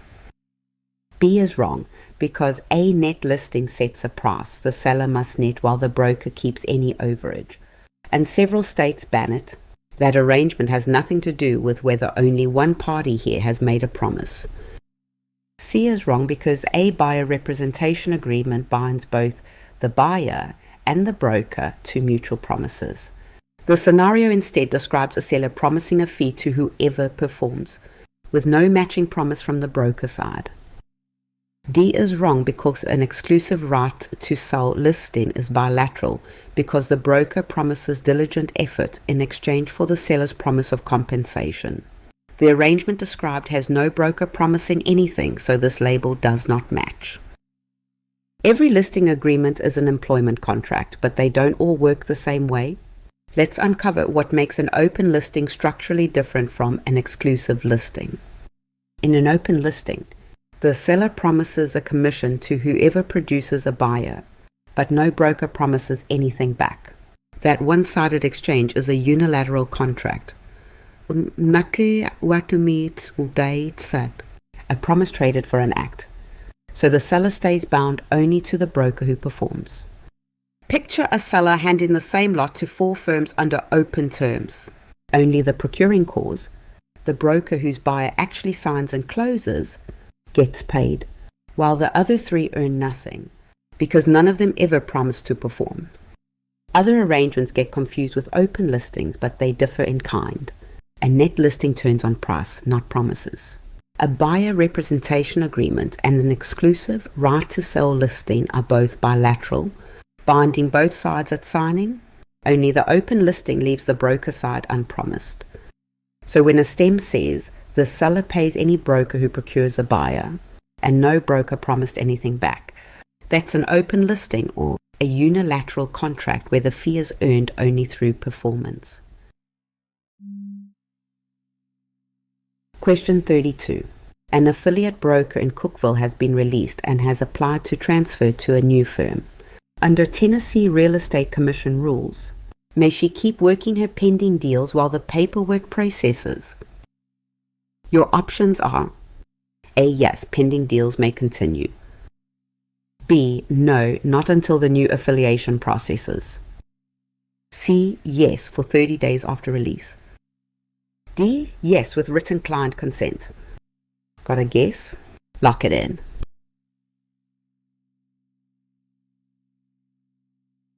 The correct answer is B. No, not until the new affiliation processes. B is correct because a licensee may not practice until the new affiliation is received and processed by the Commission. In the gap, she may not show property, negotiate, or advertise, and pending deals stay with the old firm anyway. A is wrong because letting her keep working pending deals ignores that she is unaffiliated until processing completes. Those transactions belong to the old firm, whose other licensees service them while she waits. C is wrong because there is no grace period of informal practice after release. The bar on working applies the entire time she is between firms, not for any stretch of days following the release. D is wrong because a client's permission cannot authorize practice, the rule forbids. While unaffiliated, she may perform no licensed act, regardless of any consent a client might sign.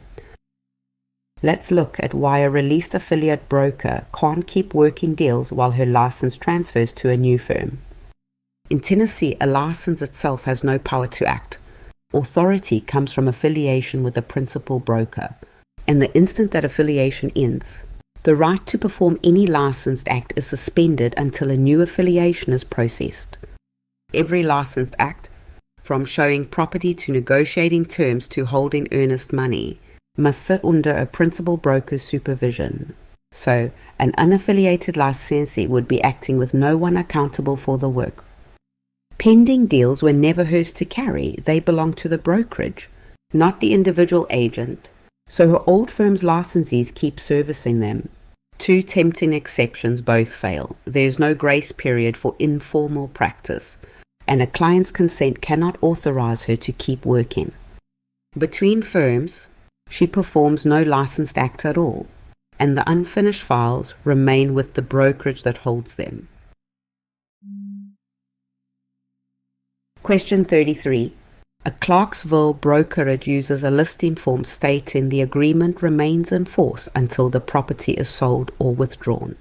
Under the Tennessee Real Estate Broker License Act, why is this form a problem? Your options are A. It was not signed by the principal broker. B. It was printed rather than handwritten. C. It lacks a definite termination date. D. It fails to name the commission rate. Which one is it? Pause the video if you need more time.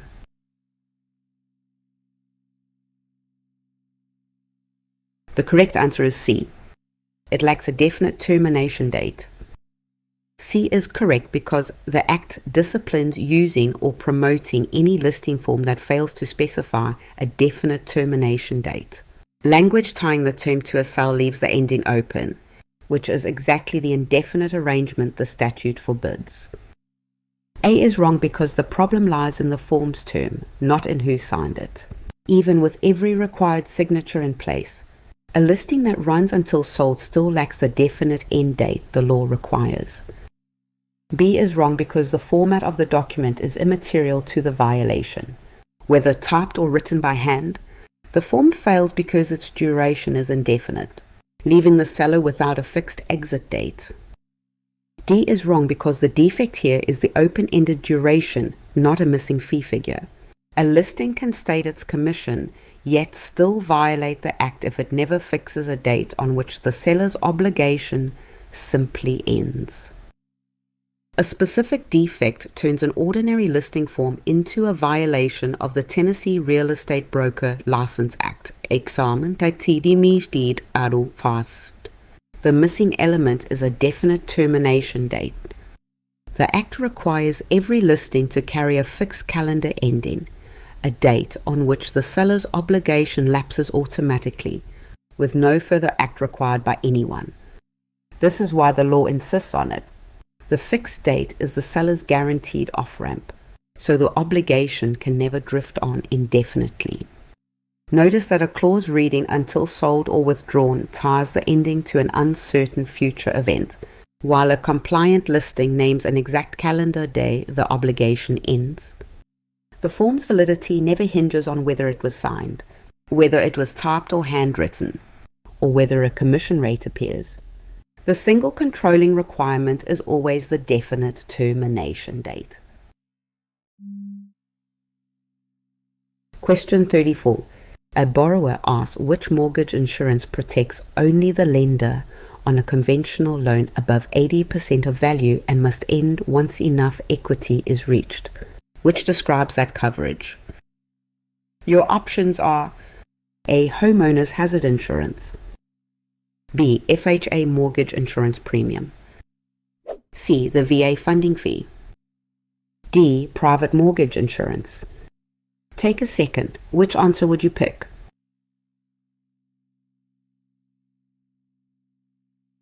The correct answer is D.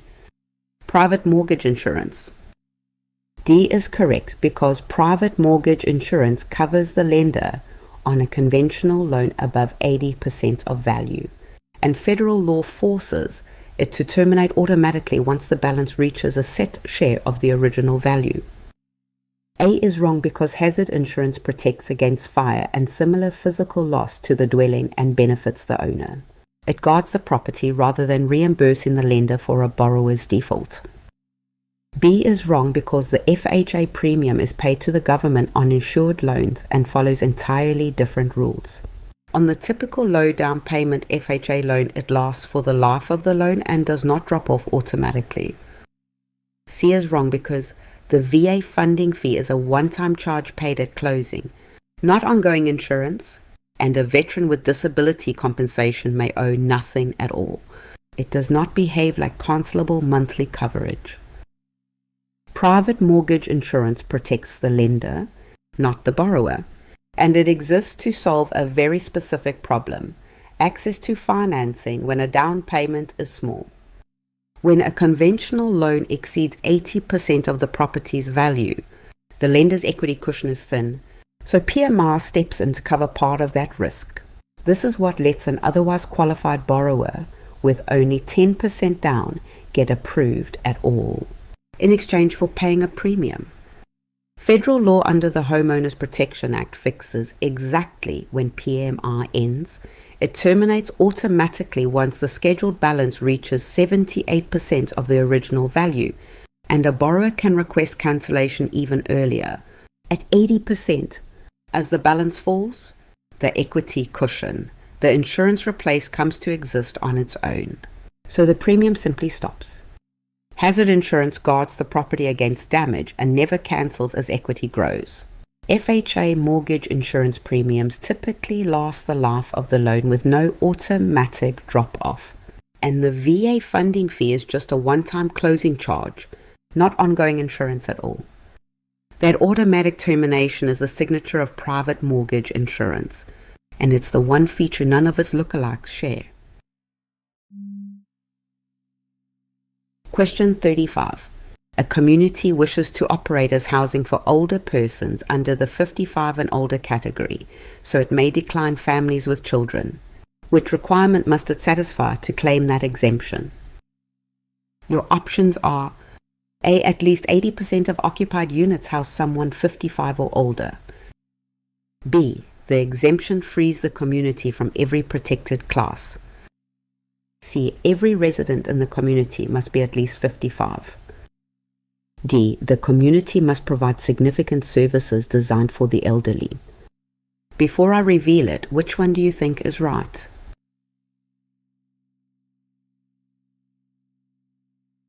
The correct answer is A.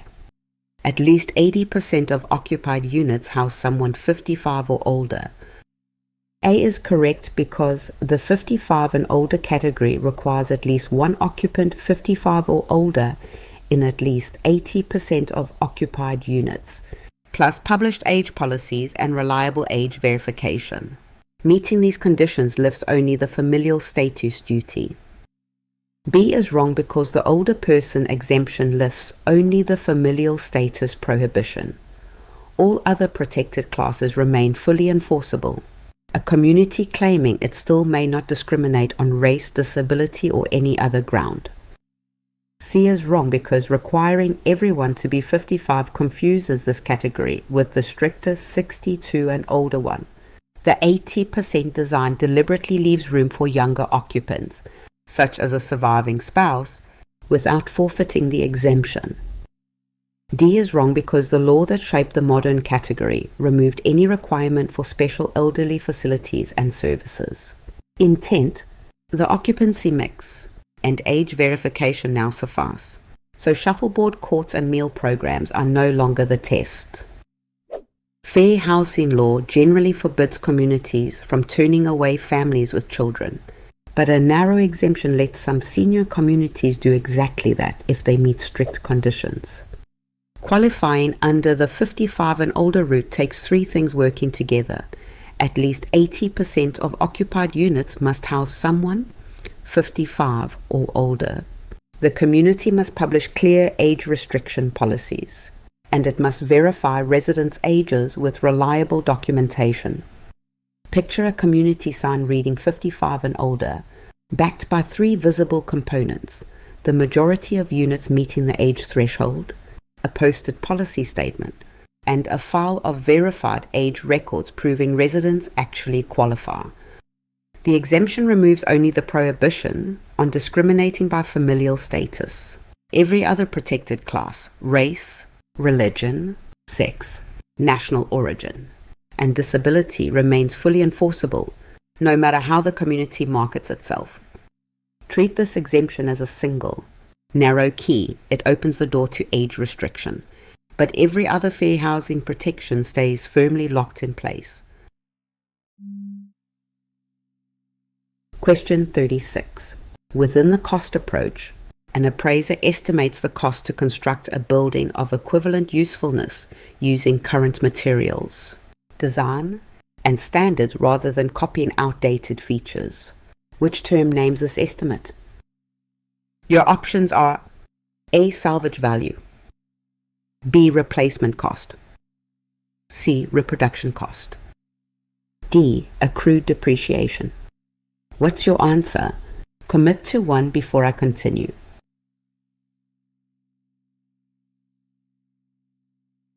The correct answer is B. Replacement cost. B is correct because replacement cost is the cost to build an improvement of equivalent utility using today's materials and standards. Because superseded features are never built, it conveniently eliminates much functional obsolescence at the source. A is wrong because salvage value is what components are worth when a structure is removed or demolished. It addresses the end of a building's life, not the current cost to construct an improvement of equal usefulness. C is wrong because reproduction cost builds an exact replica of the subject, duplicating the same design, materials, and even deficiencies at today's prices. The scenario deliberately drops outdated features, which is the opposite of producing a precise copy. D is wrong because accrued depreciation is the loss in value from any cause, the gap between cost new and present worth of improvements. It is subtracted later in the formula and is not the figure for constructing an equivalent building. In the cost approach to value, replacement cost measures what it takes to build a modern building with equivalent usefulness, not a copy of the original. Replacement cost prices a building using today's materials, design, and construction standards. because it captures equivalent usefulness rather than the actual structure. Outdated original features never even enter the cost estimate. Picture an older Chattanooga office building with a clumsy layout and an obsolete heating system. A replacement cost estimate prices a modern building that serves the same function, so that bad layout and old heating system never appear in the number. Reproduction cost, by contrast, rebuilds an exact replica, flaws and all, at today's prices. Salvage value is simply what a building's parts are worth when it's demolished, and accrued depreciation is the loss in value from any cause, subtracted later in the formula rather than built into cost new. Remember the fingerprint, equivalent usefulness, and current standards signal replacement cost. Not a precise, flawed copy. Question 37. A principal broker at a Knoxville firm wants to assign oversight of a large team's advertising and contracts to its veteran leader. Under Tennessee Real Estate Commission rules, is that delegation effective? Your options are A. Yes, if the leader is experienced. B. Yes, once put in writing. Sir, no, supervision cannot be delegated to a team. D. Yes, for advertising tasks only. Pick one. Trust your gut. Here's your chance to test yourself.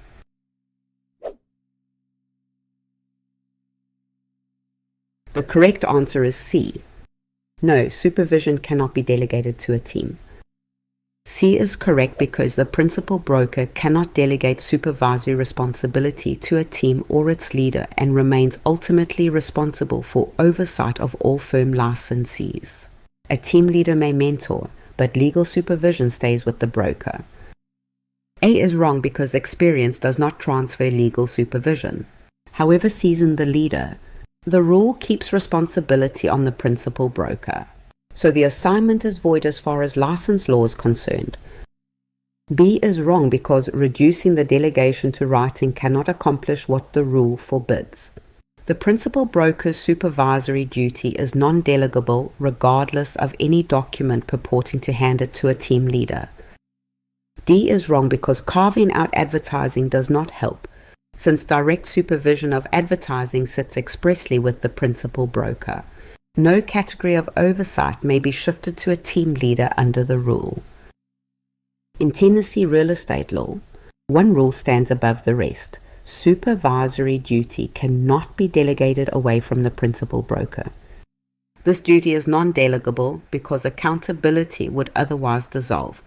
Rapwart said, if the broker and a team leader could each point at the other, the commission would have no one to hold responsible. So the principal broker remains the single point of accountability, no matter what internal structure the firm adopts. It helps to separate day-to-day tasks and mentoring, which can be delegated, from legal supervisory duty, which cannot.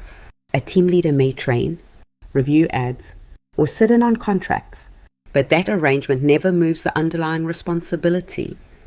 Picture a Knoxville firm where a broker tries to assign a team leader formal oversight of advertising and contracts. Sagritida legally. That assignment goes nowhere. The commission still holds the principal broker accountable for every advertisement and contract the licensees produce. Experience, paperwork, or narrowing the scope to advertising alone can't change this. Supervision is fixed to the principal broker's license, who remains ultimately responsible for every affiliated licensee. Question 38. Two competing brokerage owners in Jackson agree over lunch that neither firm will list homes for less than a set commission rate. This agreement is best described as which antitrust violation? Your options are A. Group boycott, B. A lawful decision because each firm sets its own fees, C. Market allocation, D. Price fixing. Which would you go with? Lock it in before the reveal.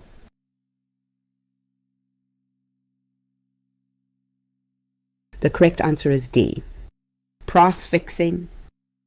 D is correct because price fixing is an agreement between competing firms on the prices they charge, including commission floors.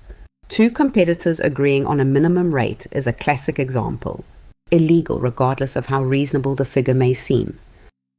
A is wrong because a group boycott is an agreement among competitors to refuse to deal with someone, such as freezing out a discount firm. Nothing here refuses dealings. The pact concerns the price both firms will charge. B is wrong because a firm may set its own rate alone, but agreeing with a competitor on price is the violation. The harm lies in the agreement between rivals, which strips the decision of its lawful, independent character. C is wrong because market allocation divides territory or customers between competitors, so they no longer compete in each other's share. These owners are setting a rate, not splitting up neighborhoods or clients, so this label misses the conduct. Price fixing happens when competitors agree on what to charge instead of setting prices on their own. In real estate, that usually looks like rival brokerages agreeing on a commission rate or a commission floor. Two or more firms secretly agreeing on a price is illegal under federal antitrust law, no matter how reasonable that price looks.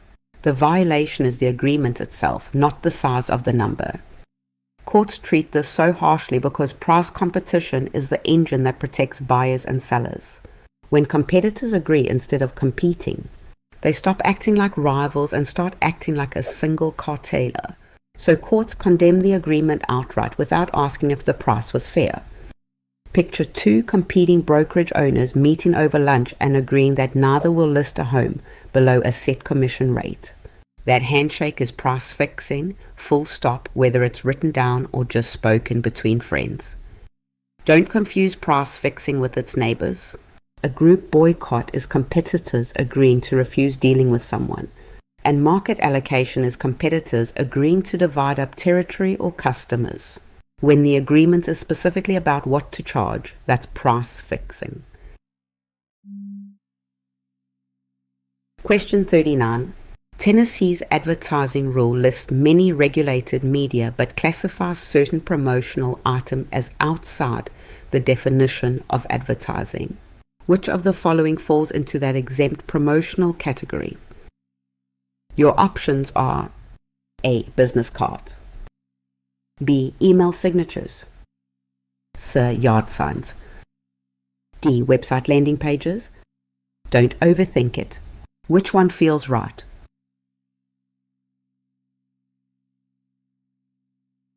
The correct answer is A. Business cards. A is correct because Tennessee's rule treats business cards as promotional material rather than advertising, alongside hats, pens, and name tags. The technical formatting requirements of the advertising rule therefore do not apply to a plain card. B is wrong because the rule names email signatures expressly as advertising that must carry firm identification. Far from being exempt, the signature block is one of the media the Commission lists as covered. C is wrong because signs of every kind had the rule's catalogue of regulated media and carry their own statutory size requirement. A sign is the clearest example of advertising, not a giveaway item left outside the definition. D is wrong because a landing page is internet advertising squarely inside the rule, which even requires firm identity on each page. It is regulated, not exempt promotional material like a pen or a hat. Tennessee's advertising rule sorts communications into two buckets: strict advertising requirements and a small set of exempt promotional items. The test isn't whether an item carries a name, but whether it's a substantive communication meant to inform or solicit versus a mere token bearing a logo. Firm name and phone number formatting mandates attach only to real advertising. A business card carries a name, firm, and phone number, yet the rule still classifies it as promotional material, not advertising. It's grouped with pens, hats, and name tags, giveaways, not marketing channels. Picture two buckets. Business cards, pens, and name tags sit in the exempt promotional bucket. Signs, websites, and email signatures sit in the regulated advertising bucket, because that's where a consumer might actually act on the message. When a question asks what's exempt from advertising formatting, the business card escapes, while signs, landing pages, and email signatures stay regulated. Question 40. A reverse style question asks which item a deed does not need in order to validly convey title between the grantor and the grantee. Which of the following is not required for validity? Your options are A. Words of conveyance, B. The grantee's signature, C. An adequate legal description, D. A competent grantor. Got a guess? Lock it in.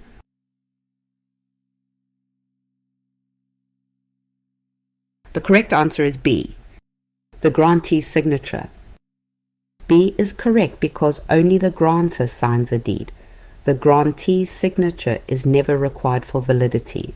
A deed naming the parties, describing the land, containing words of conveyance, and delivered and accepted conveys title without the grantee signing, is wrong because the granting clause supplies operative words showing present intent to convey and is the deed's engine. Without language such as grants and conveys, the instrument expresses no transfer, so this requirement cannot be omitted. C is wrong because the land must be described well enough that a surveyor can locate it. A street address alone is insufficient. An inadequate description can render a deed void for uncertainty, making this element indispensable rather than optional. D is wrong because a competent grantor is essential. The person conveying must hold legal capacity and sound mind at execution. A deed from someone already adjudicated incompetent is void, so capacity cannot be the dispensable element here. A deed only needs the signature of the person giving something away, the grantor. Let's see why the grantee never has to sign. A valid deed must include a competent grantor, an identified grantee, words of conveyance, and an adequate legal description of the land. These are the elements tied to the grantor's act of giving the land away. The statute of frauds requires that the party giving up land, the grantor, sign the deed to be bound by it. The grantee is only receiving, so acceptance, not a signature, is all the law asks of them. Picture an actual deed, the grantor's signature at the bottom, a granting clause with words like grants and conveys, a precise legal description of the land, and delivery to the grantee who accepts it without ever signing anything. So when a question asks which element a deed does not need, look for the grantee's signature. It's the one thing the law never requires because only the grantor gives something away. Question 41. An affiliate broker boosts a listing post that reads, "Move in for a stated monthly payment amount." Under Truth in Lending and Regulation Z, what does stating that figure require? Your options are A. Nothing further at all, B. Only the lender's name, C. Full additional financing disclosures, D. A flood insurance notice. Which one is it? Pause the video if you need more time.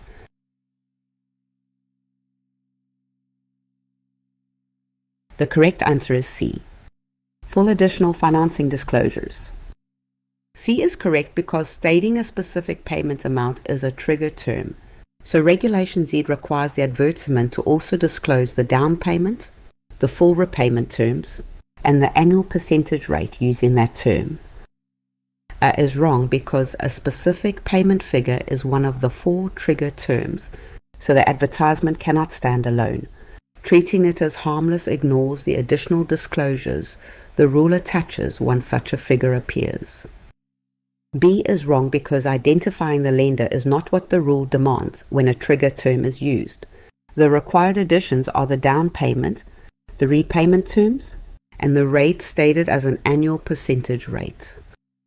D is wrong because flood insurance disclosures arise from lending in a special flood hazard area, an unrelated requirement.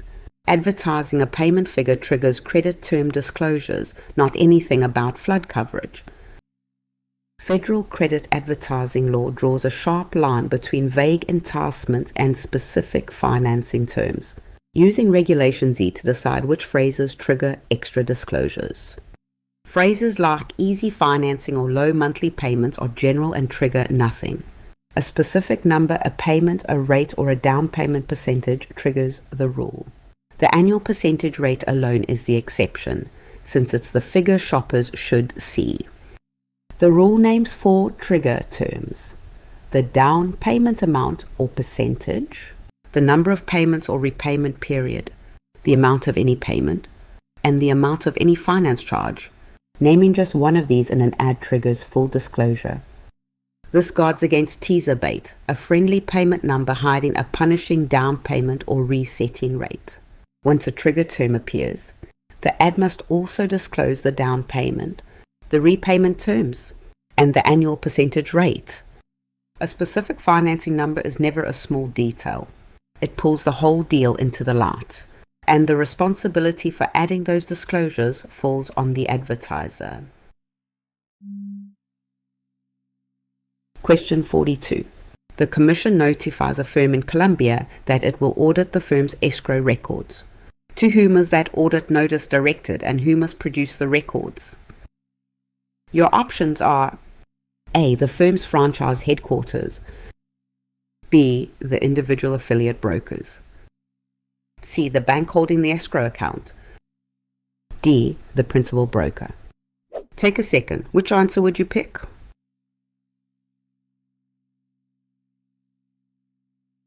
The correct answer is D. The principal broker. D is correct because the Commission sends the audit notice to the principal broker, who is treated as the firm's records contact and must produce the files. The records are the firm's, and the discipline for gaps lands on the broker's license. A is wrong because a franchise affiliation does not shift the records duty to a corporate office. The principal broker of the licensed firm is responsible for producing the records the Commission requests. B is wrong because affiliates handle the deals but do not answer the audit for the firm. The Commission looks to the principal broker to produce the escrow records, not to each agent separately. C is wrong because the depository institution maintains the account but is not the party the Commission audits for compliance. The broker must produce the firm's own records of the funds, not leave it to the bank. When Tennessee's Real Estate Commission wants a firm's escrow records, there is exactly one person it calls the principal broker. This role exists to close an accountability gap. Even with a dozen affiliate brokers, a franchise banner overhead, and a bank holding the actual account, one person controls the escrow account, makes the deposits, signs for disbursements, and answers for every entry.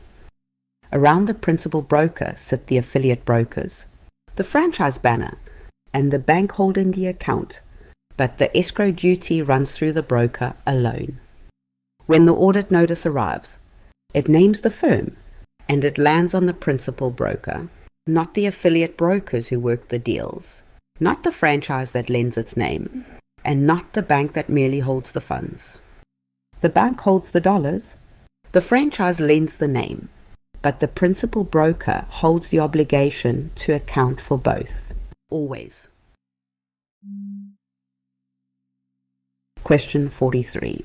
A buyer's agent in Cookville wants to feature a rival firm's listing in her weekly newsletter. Under Tennessee Real Estate Commission rules, whose written authorization must she obtain first? Your options are A. The listing agent or listing broker, B. The local multiple listing service, C. The seller of the property, D. Her own principal broker only. Before I reveal it, which one do you think is right?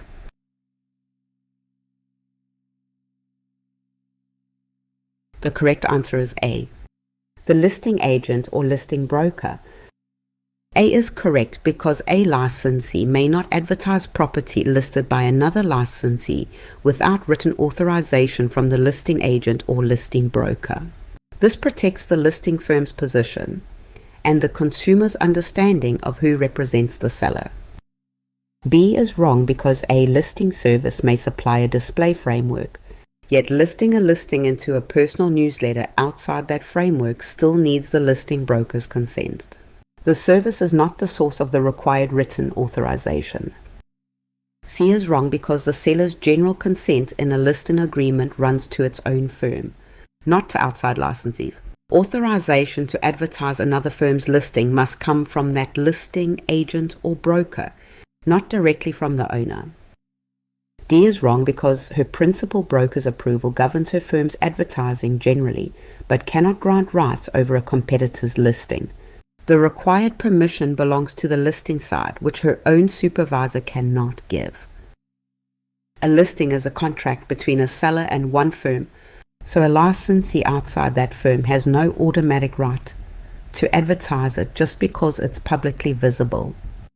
This rule protects two interests at once: the listing firm's effort and money spent securing the engagement, and the consumer's ability to know exactly who represents the seller. Students often guess wrong about where permission comes from. The seller's consent runs only to the listing firm. MLS Access has its own rules but grants no outside advertising right, and a licensee's own principal broker has no authority over a competitor's listing. The real mechanism is a permission gate controlled by the listing side. Before advertising another firm's listing, the outside licensee must obtain written authorization from the listing agent or listing broker, since a verbal okay is not enough. Remember, permission to advertise a listing always flows from the listing agent or listing broker, in writing, never from the seller and never from your own principal broker. Question 44. A principal broker wants to place a large commercial earnest money deposit into an interest-bearing escrow account. Which step does Tennessee require before the money begins earning interest? Your options are A. An assignment of the interest to the firm. B. A written agreement on who receives the interest. C. A guarantee that interest goes to the buyer. D. Commission approval of the interest arrangement. What's your answer? Commit to one before I continue.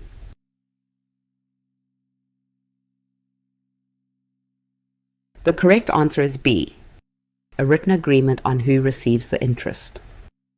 B is correct because Tennessee permits interest-bearing escrow only if the licensee discloses the arrangement to the payor at contract execution, and they execute a written agreement on how any interest is disposed. The rule fixes the procedure, not the recipient. A is wrong because the broker owns neither the deposit nor the interest until proper disbursement, so the earnings do not default to the firm. The interest goes wherever the written agreement directs, which may be the buyer or the seller. C is wrong because Tennessee does not assign the interest to any particular party by law. The recipient is whatever the parties agree in writing, so promising it to the buyer misstates how the disposition is actually settled. D is wrong because the rule conditions interest-bearing escrow on disclosure and a written agreement between the licensee and the payor, not on any sign-off from the agency. The Commission does not pre-clear individual interest arrangements. Tennessee lets earnest money earn interest, but only if a strict procedure is followed first. Two things must happen before any interest accrues. First, the licensee must disclose the interest-bearing arrangement to the payor at the moment the contract is signed. Second, the parties must sign a written agreement stating exactly who will receive that interest. Students often guess who gets the interest by default. Some assume it goes to the firm for holding the account. Others assume the buyer automatically gets it. And some think the Real Estate Commission must approve the arrangement. None of these are correct since the statute names no default recipient. Picture the escrow account sitting between the licensee and the payor. Before the deposit is made, disclosure happens. Then a written agreement fixes where the interest will go, whether to the buyer, the seller, or another named party. This rule governs procedure, not outcome. Get the disclosure and the writing right, and the question of who receives the interest takes care of itself. Question 45. A tenant under a written lease in a Memphis fourplex stops getting heat in winter, and the manager ignores repeated requests. Which implied protection does the manager's inaction breach? Your options are A. The tenant's duty to pay rent. B. The covenant against self-help eviction. C. The implied warranty of habitability. D. The landlord's right of reasonable access. Pick one. Trust your gut. Here's your chance to test yourself.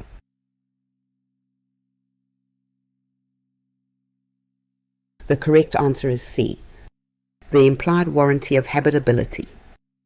C is correct because the implied warranty of habitability requires residential premises to stay fit for human habitation, including working heat and code compliance affecting health and safety. Ignoring a winter heat failure breaches that duty. A is wrong because the duty to pay rent is an obligation the tenant owes the landlord, not a protection the manager could breach. Naming it confuses who owes what, since the failing here is the landlord side neglecting repairs. B is wrong because the bar on self-help eviction forbids lockouts and utility shutoffs to force a tenant out. No one is being evicted here. The wrong is a refusal to maintain the unit, which a different duty addresses. D is wrong because the right of reasonable access lets a landlord enter for repairs and showings with proper notice. It is a landlord entitlement rather than a tenant protection, so failing to fix the heat does not violate it.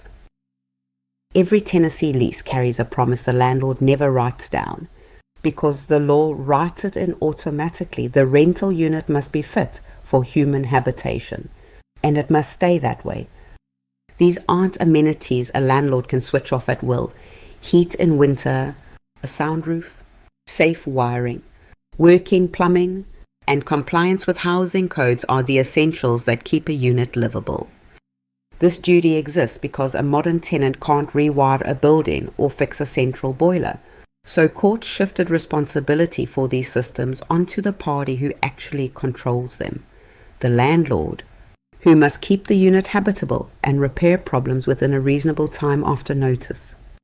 Don't confuse this with self-help eviction, where a landlord cuts service to force a tenant out, or the right of reasonable access, which lets a landlord enter for repairs. A habitability breach is neglect of a duty the tenant is entitled to, not an offensive act against occupancy. When heat, water, or wiring fails and the landlord knows and does nothing, that's the implied warranty of habitability at work, the promise that a home's basic systems will keep functioning. Question for Daia. A seller in Murfreesboro tells an affiliate broker over the phone to plant a yard sign today. Under Tennessee Real Estate Commission rules, may the affiliate broker post it on that permission alone? Your options are A. Yes, spoken consent is enough. B. Yes, if the sign omits price. C. Only with the Commission's approval. D. No, written authorization is required. Which would you go with? Lock it in before the reveal.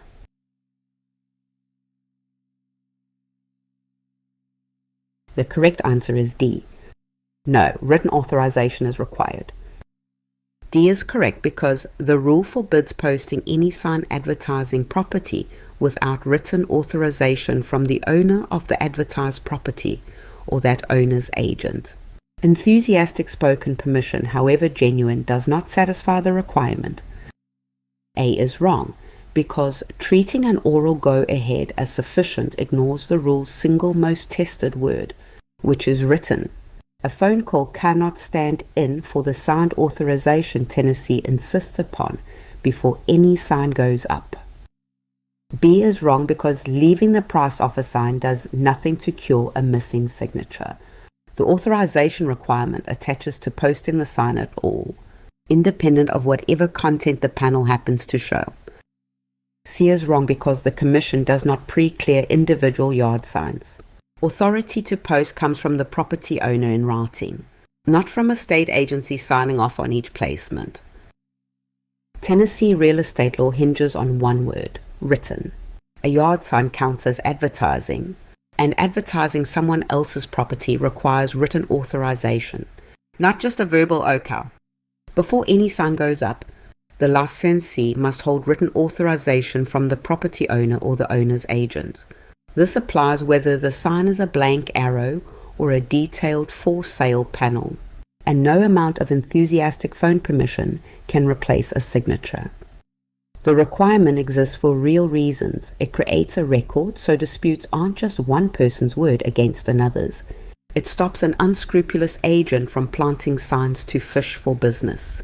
And it protects the public from being misled by a sign and backed by nothing more than a phone call. Picture a Murfreesboro seller who calls and says, "Plant the sign today." That phone call alone is not enough. The licensee needs a signed authorization from the owner in hand before the sign ever touches the ground. A sign is advertising.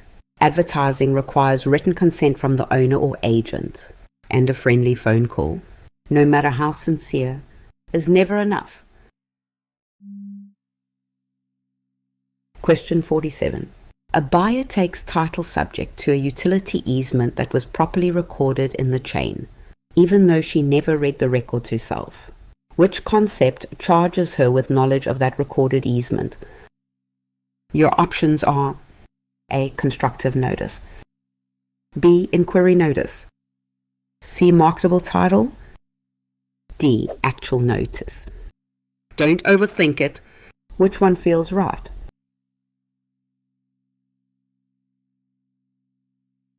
The correct answer is A. Constructive notice. A is correct because constructive notice means the law deems the whole world to know the contents of a properly recorded, indexed instrument, whether or not anyone reads it. The recorded easement binds the buyer because it was there to be found. B is wrong because inquiry notice arises from visible facts that would make a reasonable person investigate, such as a stranger occupying the land. Nothing suspicious on the ground triggered a duty here. The easement bound her simply because it was recorded. C is wrong because marketable title is a standard describing the quality of ownership a seller must deliver, not a type of notice. It addresses whether title is free from reasonable doubt, not why a recorded easement binds a buyer. D is wrong because actual notice is what a person genuinely knows from any direct source. The buyer never read the records and was unaware of the easement, so her obligation rests on recording, not on knowledge she truly possessed. A buyer can be legally bound by a document she never opened. The concept that makes this fair is called constructive notice. Constructive notice means that once an instrument is properly recorded and indexed in the public land records, the law treats everyone as knowing its contents. The recording itself acts as a public announcement, so whether anyone actually read it is beside the point. Picture a buyer who takes title to a Tennessee parcel burdened by a utility easement properly recorded in the chain of title. She never reads the records and has no personal knowledge of the easement, yet she is still bound because the right was there to be found in the public records. Constructive notice differs from actual notice, which is genuine personal knowledge, and from inquiry notice, which arises from visible clues like a stranger living on the land or a worn path. Marketable title isn't a kind of notice at all. It's a standard describing the quality of ownership a seller must convey. Ask what charged the party with knowledge. If it's the public record itself, that's constructive notice, and the recorded easement clearly lands there. Question 48. A Tennessee affiliate broker reviewing the continuing education owed before renewal sees that the total divides into a mandatory core portion and elective hours. How do the 16 required hours break down? Your options are A. 10 core hours and 6 elective hours, B. 6 core hours and 10 elective hours, C. 16 elective hours and no core, D. 8 core hours and 8 elective hours. Got a guess? Lock it in.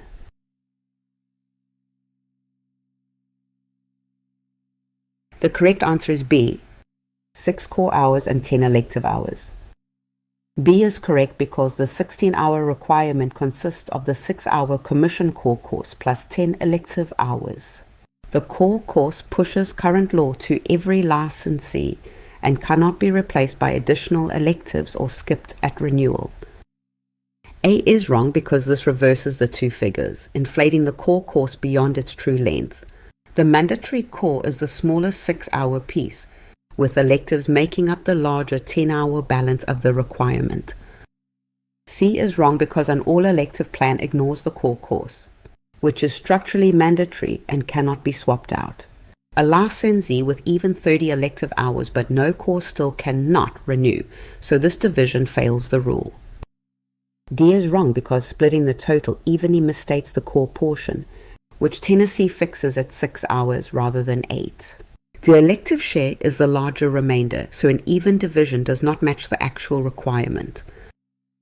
Tennessee requires 16 hours of continuing education before renewal, but that total isn't a single block. It's a fixed split between mandatory and elective hours. The core is exactly 6 hours, delivered through the Commission's core course, and the remaining 10 hours are electives chosen by the licensee.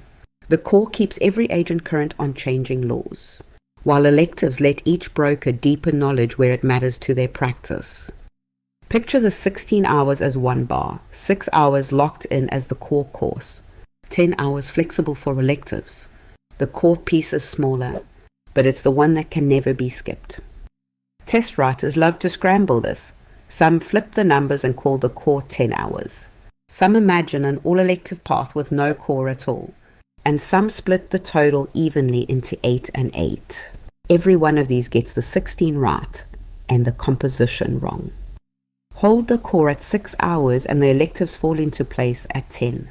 That fixed composition, not just the total, is what Tennessee's rule actually protects. Question 49. After a mosque buys land in a Murfreesboro subdivision, a licensee mails every homeowner warning that big changes are coming and urging them to sell before values slip. This solicitation is best classified as which violation?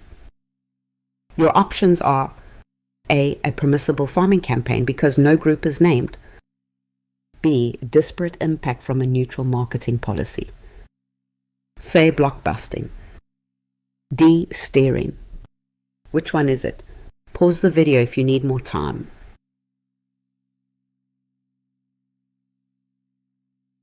The correct answer is C, blockbusting. C is correct because blockbusting induces listings for profit through representations about protected class entry into the area. The mailer trades on the new mosque to push owners to sell, and commissions supply the profit motive the prohibition targets. A is wrong because leaving the group unnamed does not save the peace, since coded timing and value loss framing convey the message plainly. The inducement to list based on neighborhood change is unlawful even without an explicit reference to the buyers.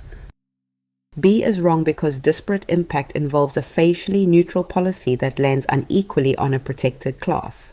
The mailer is targeted, intentional solicitation trading on fear of newcomers, not a neutral rule producing an incidental statistical effect. D is wrong because steering operates on buyers channeling their choices toward or away from neighborhoods. This mailer instead pressures existing owners to list, aiming at the sell side rather than restricting where a purchaser may look.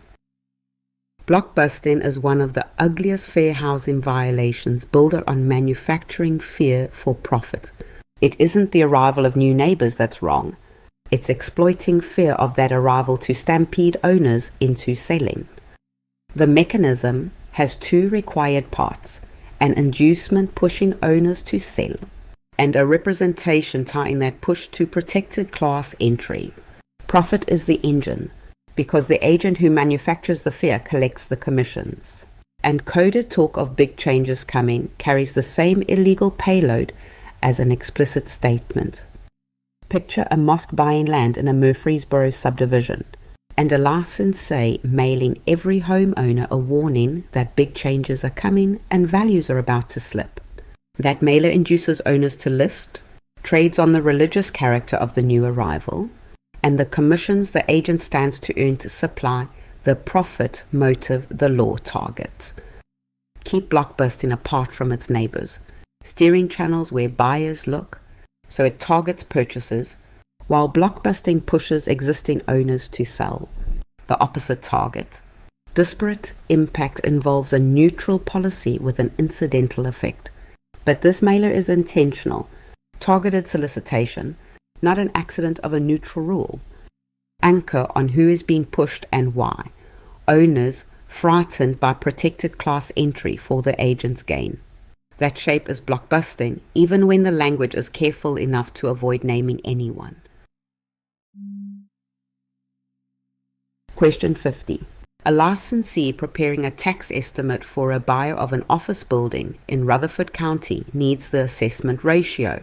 At what percentage of appraised value is commercial and industrial real property assessed in Tennessee? Your options are A. 30%, B. 55%, C. 25%, D. 40%. Take a second. Which answer would you pick?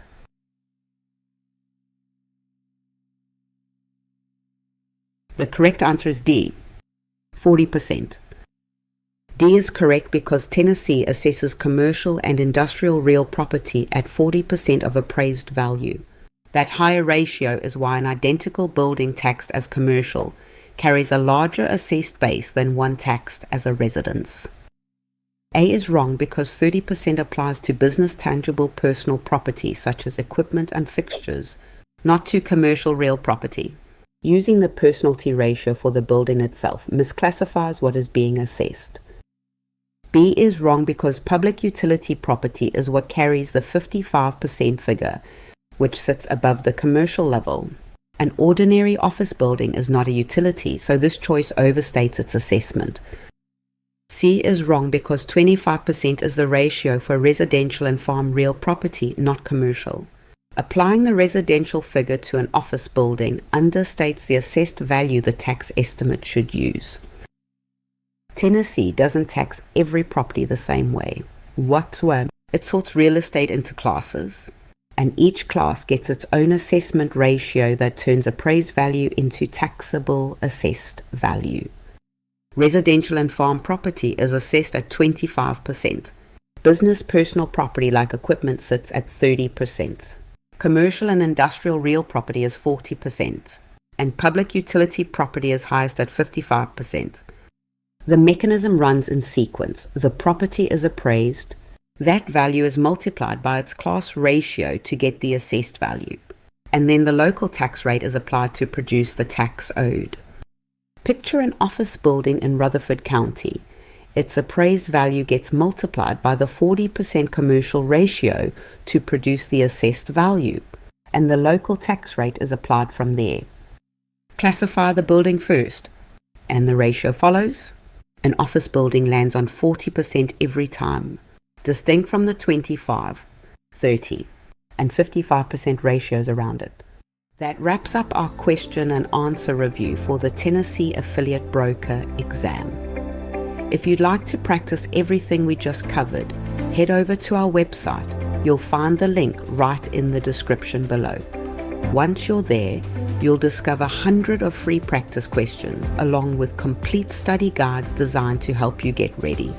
So be sure to check it out and start practicing today, and you'll be well on your way to success. Subscribe so you don't miss the next part, and good luck on your exam.